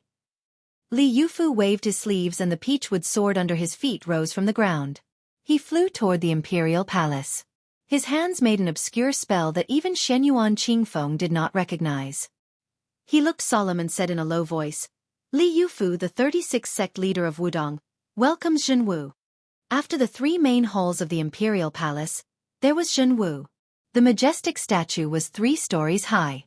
Zhenwu the great emperor guarded the north and ruled the black tortoise. He was wearing golden armor and holding a sword, stepping on turtles and snakes. Since Li Yufu rushed to Earthlung Mountain to fight the evil dragon, the statue of Zhenwu no longer shook. Prime Minister Qingzi Zhao Danping, who had been guarding here, was also free. He did not have to wait here all day and worry about the statue collapsing. At this time, Zhao Danping was following His Majesty to the statue of Zhenwu the Great Emperor. Besides this great celestial master, there was also Bai Yu, an outsider of the celestial master residence, who was given to Mr. White Lotus by the emperor. There was also Zhao Ningxin, a young Taoist with the surname Ning, who often got lost in Dragon Tiger Mountain. He blocked the sword of the Peach Blossom Sword god Dong Tai when he climbed the mountain. It was also Zhao Ningxin who wrote the Laozi's Beard scripture, which slandered Buddhism and created a trend for the imperial court to destroy Buddhism. The group of people did not look mighty, but their momentum was unparalleled. The emperor of the Zhao family, the 3 great celestial masters of Dragon Tiger Mountain, Sun Tonglu, who was already the head eunuch of the Ceremony Directorate and the Internal Officials Directorate, and several people who were in their 30s. The new crown prince, Zhao Zhuan, was also among them. He was asking Mr. White Lotus for advice on cultivation. There was a debate between Buddhism and Taoism just now. The emperor of the Zhao family did not take sides. He just listened quietly and did not say a word. Although it was a debate, the monk with the strange Buddhist name, Ichan, was more like chatting with Bai Yu. If Zhao Zhuan did not make the final decision, Zhao Zhuan, who had been listening for nearly 4 hours, would have been sleepy. He turned his head several times to yawn. Empress Zhao Ji, who was present at that time, saw it and gave him a few fierce glances. Zhao Danping and Zhao Ningxin looked at a certain place in the south of the city almost at the same time. Chapter 758. Mr. White Lotus, who had read too much, squinted his eyes and realized the emergency situation. He glanced at Zhao Ningxin, who he thought highly of. Zhao Ningxin secretly stretched out his hand and quickly pinched his fingers. Zhao Danping did not even try to hide her anger. In the eyes of outsiders, the Taoist master of Longhu Mountain was bursting with righteousness, like a heavenly immortal in a thunderous rage. Crown Prince Zhao Zhuan, who had been indifferent to the matter, finally came to his senses and looked around. If the common people saw such a frivolous crown prince, they would be worried about whether the world would be peaceful in the future. The statue of Zhenwu, which had been motionless for a long time, began to shake again. This time, it shook more and more violently than before. Many of the hidden talisman arrays on the ground around the statue were pulled out and destroyed. Sun Tonglu had no time to be rude. He stood in front of the emperor to protect him, fearing that the statue would collapse. Zhao Danping flicked the tail of her white sword that was wrapped around her arm. She leaped forward and stepped on the eye of the array. She tried to stabilize the secret array that she had carefully set up. Unfortunately, she was not strong enough this time. The statue of Zhenwu the Great lost its roots and slowly slid toward the south. Zhao Danping's face was pale. She looked up and saw a peachwood sword flying toward her. The tip of the sword turned toward the south, as if it wanted to follow Zhenwu the Great to the south. The emperor of Zhao family looked normal and said softly, "Master Lu Hao, destroy that sword." The celestial state master who contributed the most in the case of white clothes quietly appeared behind the emperor. Zhao Danping tried her best to suppress the fluctuating formation map. She turned her head and said worriedly, "Your Majesty, don't act rashly on the peach sword that has already entered the formation. Otherwise, the statue may collapse." The emperor was expressionless and just stared at the minister who was good at writing beautiful poems. Sweat oozed from Zhao Danping's forehead. Crown Prince Zhao Ji chuckled, which was particularly harsh. Zhao Ningxin, who always gave people the impression that he did not care about anything, slowly walked out and blocked the path of the statue. He looked up at the highest god worshipped by the imperial court and asked a ridiculous and childish question, "Who are you going to see?" The statue of Zhenwu the great emperor continued to slide to the south. Zhao Dongping's footsteps were forcibly dragged to the south.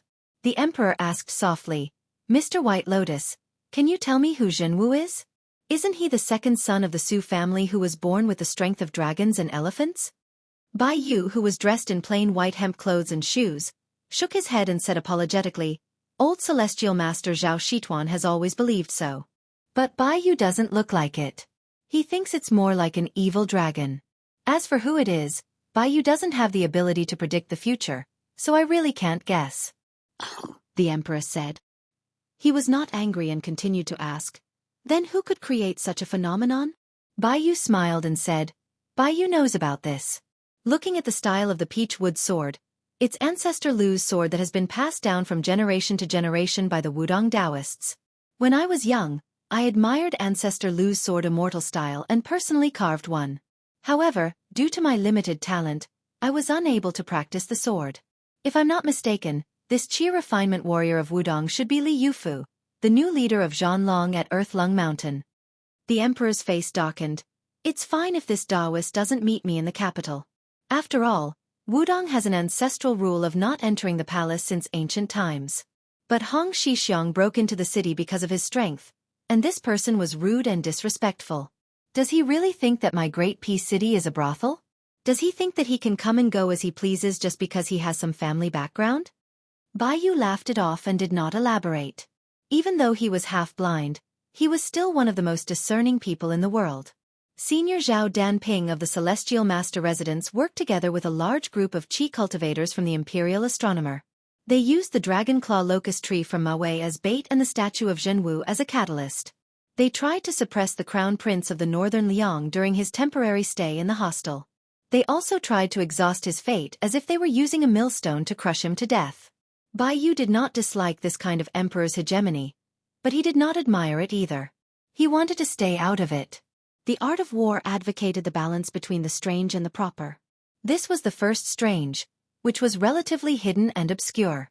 The remaining one was obvious at a glance. Between the relationship between Wudong Mountain and Bailiang, if Wudong was tactful and took the opportunity to curry favor with the imperial court, then Bailiang, which was already revered as a Buddha, would completely lose the support of Taoism and become more isolated and helpless. The imperial court made an exception to promote the people who betrayed Bailiang in order to make the Su family a loner. As long as Su Shao died, Su Fengnian, who had inherited the title of King of Bailiang, could only use 300,000 cavalry to fill the hole in the northwest gate. He could not do anything else. Bai Yu sighed. It was a pity that Wudong Mountain was still stubborn and did not want to do any superficial work. It was no wonder that they had declined to this extent and could not compete with the rising Longhu Mountain. First, it was the battle between two Zen temples and Longhu Mountain. Wudong Mountain fought Longhu Mountain. This was the battle for the ancestral court of Taoism. Even if they won this battle, they would lose the entire temple. Wudong Mountain would lose too much if they won. Bai Yu shouted to Zhao Ningxin, "Ningxin, come back." Zhao Ningxin hesitated for a moment and finally walked sideways to the south route of the statue of Zhenwu Great Emperor. While speaking, Bai Yu quietly waved his hand. Most of the others were paying attention to Zhao Ningxin's actions, but only Zhao Danping noticed Bai Yu's gesture. He gritted his teeth and removed the defense of the array. Outside the Mawei post house, Su Fengnian asked with a smile, "Someone did something to the dragon-clawed locust tree. Do they have bad intentions against me?" Li Yufu nodded with a dignified expression. Su Fengnian asked, "Is it related to fate?" Li Yufu still nodded. Su Fengnian, whose fortune was as white as a piece of paper, almost burst into laughter. He held back his laughter and said, "All right, don't piss off those Zhao family people. Just focus on your 100,000 miles journey. You don't need to care about these dirty things. Take back the peachwood sword and leave the capital." Li Yufu blushed and said, "The peachwood sword is in the array. It's hard to take it back." At the end of the long street outside the post house, a middle-aged swordsman in a green robe appeared. He carried a sword on his back. Walking slowly, his face was simple like an ancient necromancer. He bowed to the new chief of Wudong Mountain. Li Yufu hurriedly returned the bow and said respectfully, "Greetings, Uncle Wang." Wang Xiaoping, who had been cultivating his sword for 20 years. Wang Xiaoping was unhappy. Obviously, he was not happy that the young chief was involved in the battle of the dynasty. Li Yufu was simple, but he was not stupid. He was embarrassed at the moment. Su Fengyan did not expect Wang Xiaoping, the best swordsman of Wudong Mountain, to appear in the Maowei post. Li Yufu explained, "Uncle Wang left his last words.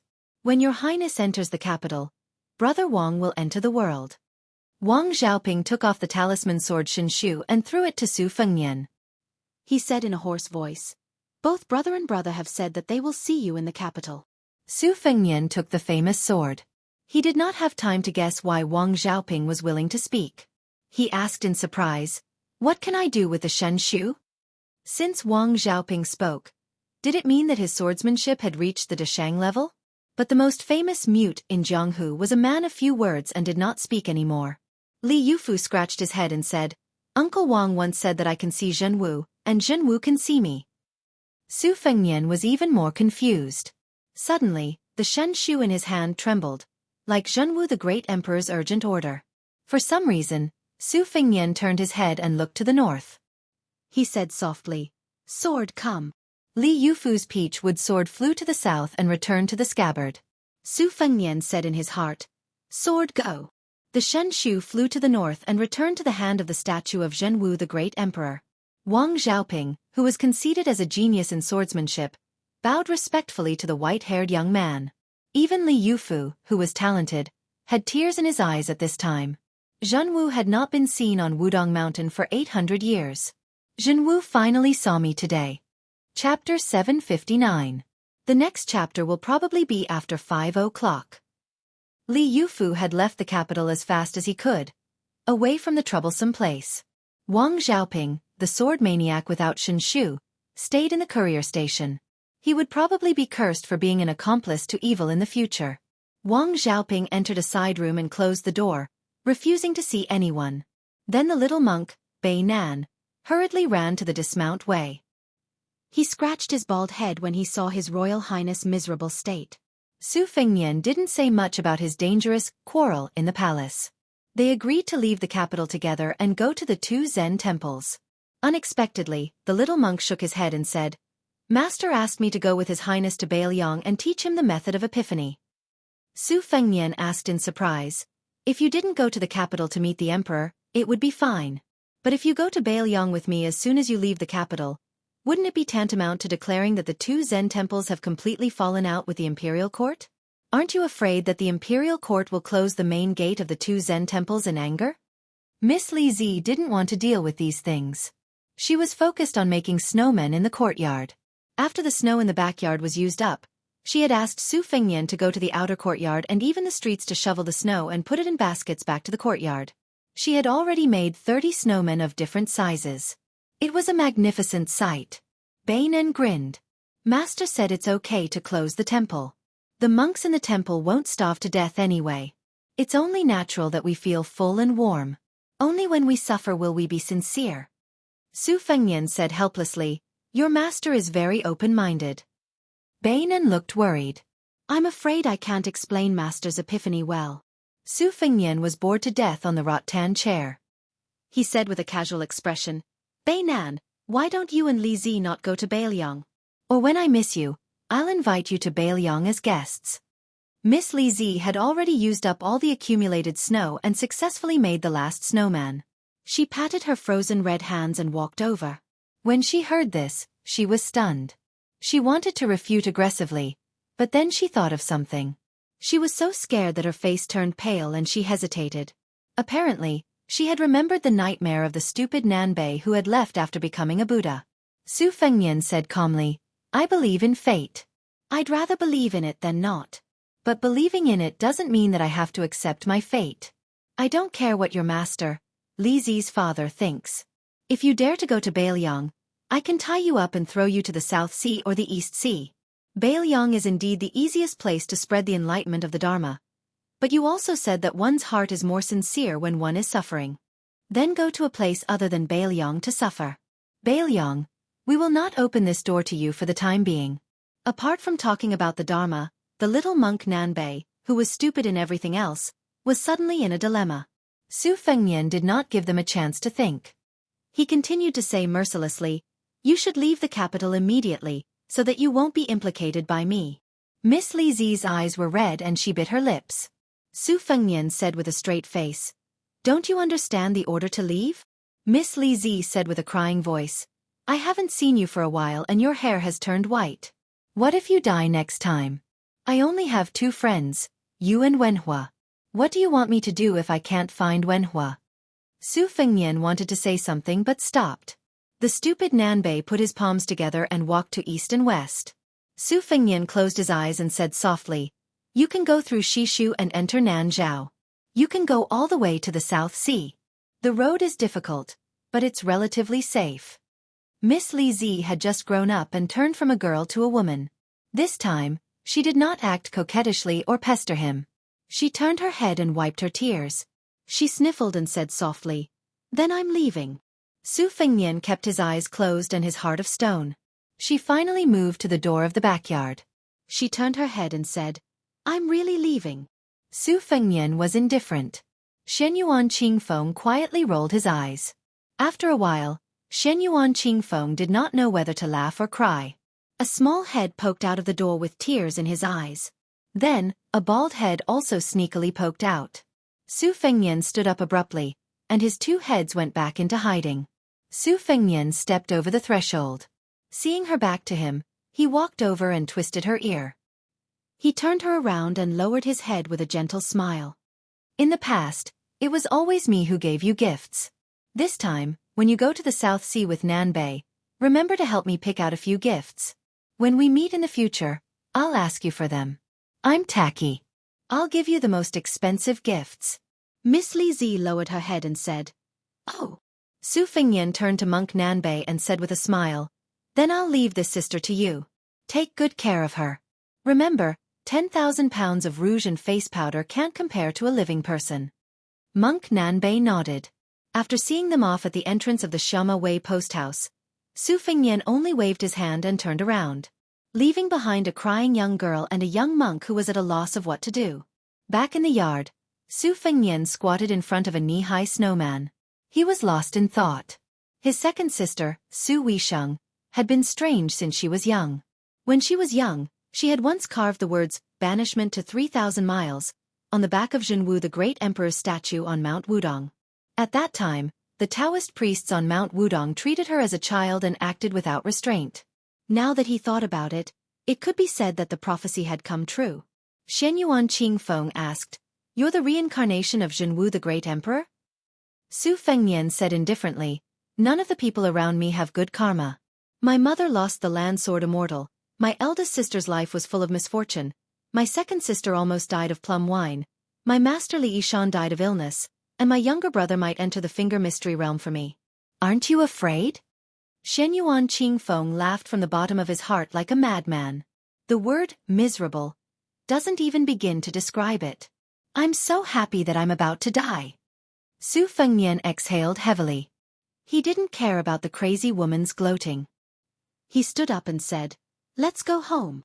The world's #1 talisman sword, Shintu, returned to Zhenwu the Great Emperor. Zhao Donping's expression was uncertain. She silently calculated the heavenly secrets, but she couldn't even find a clue. Mr. White Lotus sucked in a breath of cold air and said in a questioning tone, "Sword maniac Wang Xiaoping." Sun Tonglu and the other workers subconsciously lowered their heads and looked at their feet.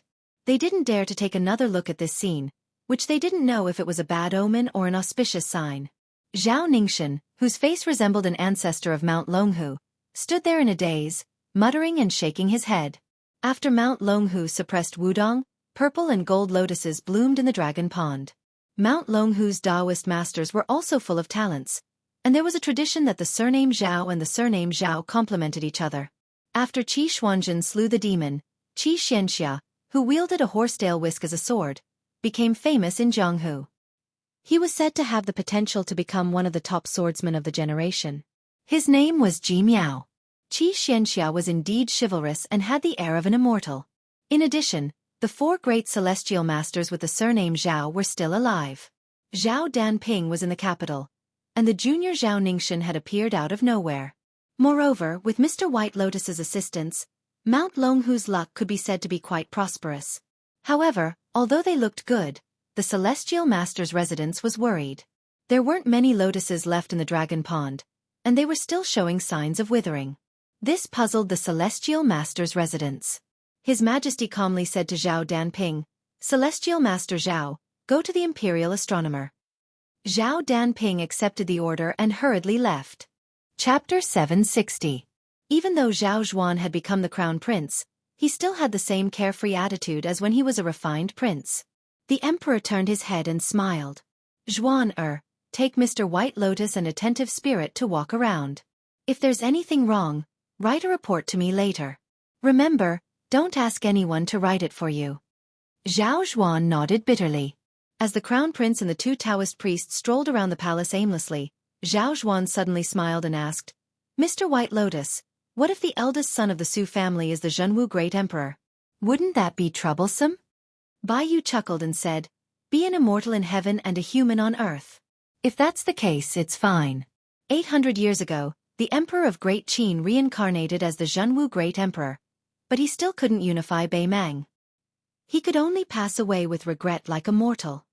Zhao Zhuan asked a very sharp question.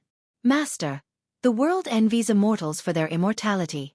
In the past dynasties, there have been emperors begging for alchemists to refine pills or visit immortals, but none of them are immortal. There hasn't even been an emperor who lived past 100 years. Since Mount Longhu is the ancestral court of Taoism, has there ever been a senior Taoist master who truly achieved immortality? I don't really believe in the Taoist scriptures about ascension. Do you believe it, Mr. White Lotus?" According to the laws of the Liyang sect, the crown prince could call himself Gu. Mr. White Lotus laughed and said, "Bai Yu was brought to Mount Longhu by my master when he was young. He once asked him if there were immortals in the world. I'll only repeat what my master said. He said that Taoists seek the great Tao when they cultivate, just like those herbalists who go up the mountain to gather herbs. Some people are lazy, but sometimes they're destined. They go into the mountain to gather rare herbs and return with a full load. There's Hongxixiang in Wudong, and Mount Longhu where Bai Yu is from. But most people are rewarded by the heavenly Tao. Sometimes it doesn't, but they still gain something in the end.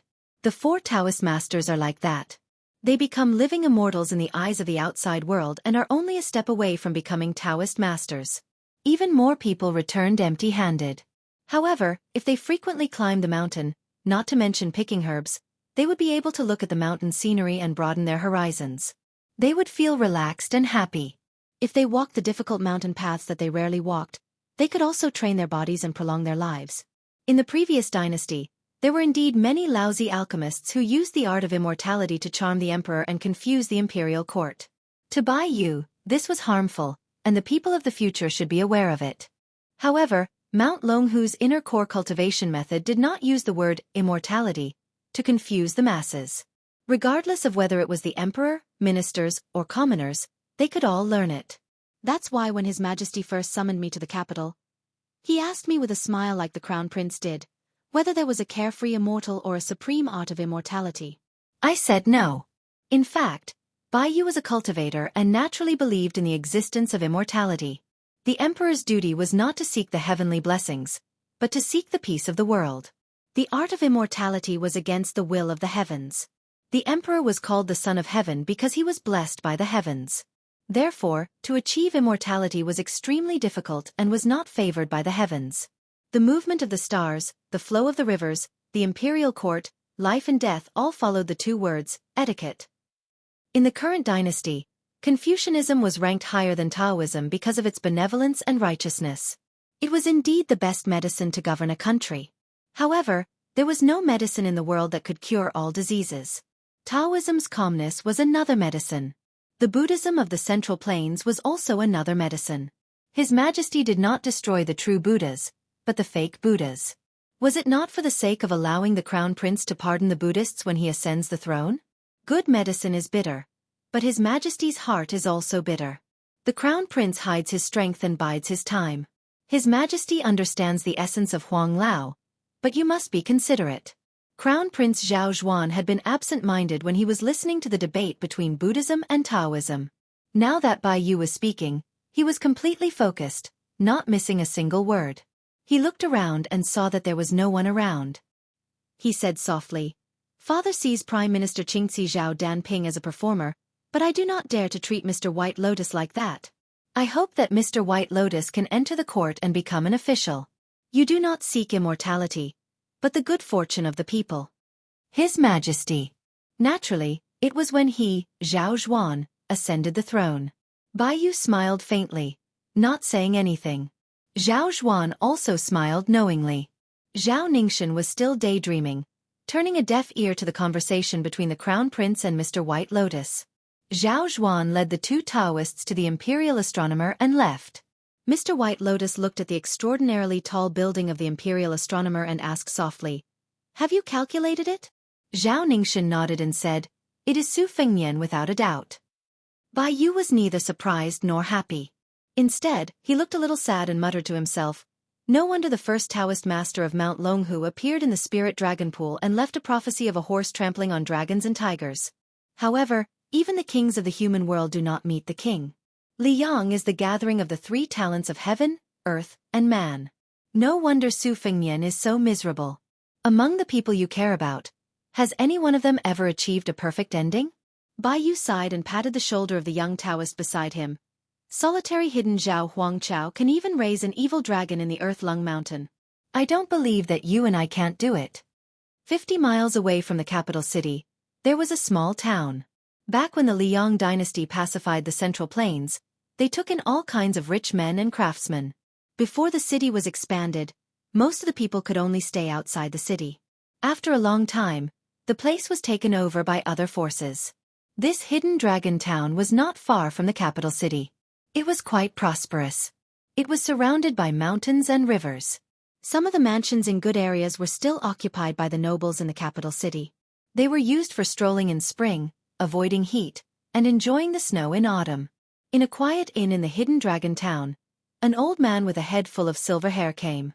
He was not extravagant, but his aura was extraordinary. The shopkeeper and waiters were all intimidated by him. Usually, when the old man in gray sat alone to eat and drink, no one dared to approach him. Then, another pair of guests came and sat at the same table as the old man in gray. The woman was as beautiful as a fairy. She carried a slender and beautiful red sandalwood sword box on her back. She was like a beauty who walked out of a painting. Unfortunately, she had a fierce aura that kept people away. The middle-aged Confucian scholar who looked like a servant had white hair. He sat opposite the old man in the conference. The old man in gray said calmly, "Chao Chongqing, you have crossed the threshold of celestial phenomenon and become a Confucian saint. Are you here to show off? Or are you here to stop me from killing Su Fengnian?" The Confucian saint smiled calmly. "Coincidentally, I was waiting for Su Fengnian to return something. I just wanted to catch up with you on the way. I won't interfere with the grudges between the two of you." Han Diaoxi, whose head was full of snow, glanced at the princess of West Chu, Jiangxi. He retracted his gaze. "Although I, Han Diaoxi, am a eunuch, I know that His Majesty will not mistreat the people of the world. Although you, Chao Chongqing, are not selfish, you are harming the world for the sake of the country." "Restore the country? Even if you are a land immortal, can you really restore it?" Chao Chongqing shook his head and said, "You don't know anything about human affairs." Han Diaoxi sneered. He stood up and said ferociously, "Tell Su Fengnian that we will have a life-and-death battle between us within 500 miles and 1,000 miles. Chao Chongqing did not say anything. Han Diaoxi threw a bag of silver on the table and walked out of the inn. Chao Chongqing looked at the princess. She said calmly, "He can only be killed by me." Chao Chongqing felt a headache. Han Diaoxi may not be able to kill Su Fengnian. The young woman who was riding a sword like a fairy said calmly, "I mean what I say." Chao Chongqing, who was a Confucian saint who could even block Gu Jiantong's thunder of mind, could do nothing about it. Chapter 761. 3 chapters, 11,000 words, have been uploaded. These are not included in today's update. So there is one more chapter tonight. Before the 6 vassal kings and the new kings left the capital, 2 carriages left Great Peace City quietly. The coachmen were Blue Bird and the young death warrior Wu. Lu Wenbao had finally succeeded. The old Confucian who had endured the cold for several days was finally able to sit in the carriage. Facing him was that sword maniac Wang Xiaoping. Lu Wenbao had originally wanted to ask this Jianghu master, who was known as the #1 swordsman on Wudong Mountain, for advice on how to maintain one's health. But when he saw Wang Xiaoping's lifeless appearance, he gave up on the idea. He didn't want to annoy this Zhenren and be mistaken by the crown prince of Bailiang that he was trying to climb up the ranks. The appetite of officialdom was too big. Not being content was a big taboo. Lu Wenbao had been poor for most of his life. He had never eaten pork, but he had seen pigs run. After waiting for so long and seeing the moon, not only did he not become arrogant, he only dared to cherish his fortune and fate.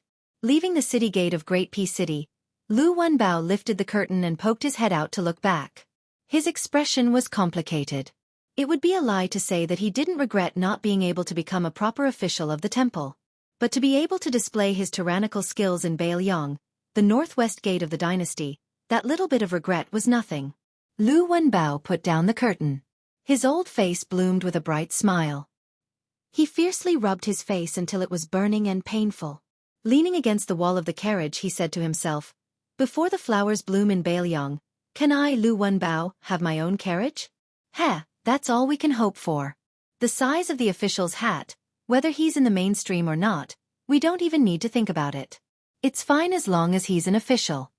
In the front carriage, Su Fengnian and Shenyuan Qingfeng were sitting cross-legged facing each other. Between them was a rowan wood chessboard that Tong Ziliang had bought for them. The pieces were brand new. Nowadays, those who revered the past and devalued the present had no face to take it out for guests if they didn't have a chessboard that had been used by national chess masters. Therefore, even though this chessboard was both beautiful and made good, it wasn't expensive. Shenyuan Qingfeng was only an amateur to chess. Fortunately, Su Fengnian also placed his pieces randomly and managed to match his opponent. Otherwise, given Shenyuan Qingfeng's stubbornness and competitiveness, he wouldn't be in the mood to play chess with Su Fengnian. Shenyuan Qingfeng's chess skills were mediocre, but he excelled in his intelligence and persistence. Every time he placed a piece, he would be calculative and calculate over and over again. Now that he had reached a bottleneck, he wasn't in a hurry to place a piece. He held a round black piece between his fingers and looked at the chessboard. If Mount Hui crosses the bottom line of the imperial court one day and is surrounded by the Purge army, will you abandon me? Su Fengnian leaned against the wall of the carriage and placed one hand on the cold box of chess pieces. You won't believe me even if I say I won't. Shenyuan Qingfeng's thoughts were like antelope horns. You're really good to that, Miss Li. This is the first time I've seen you treat an outsider like this. Su Fengnian teased. Jealous?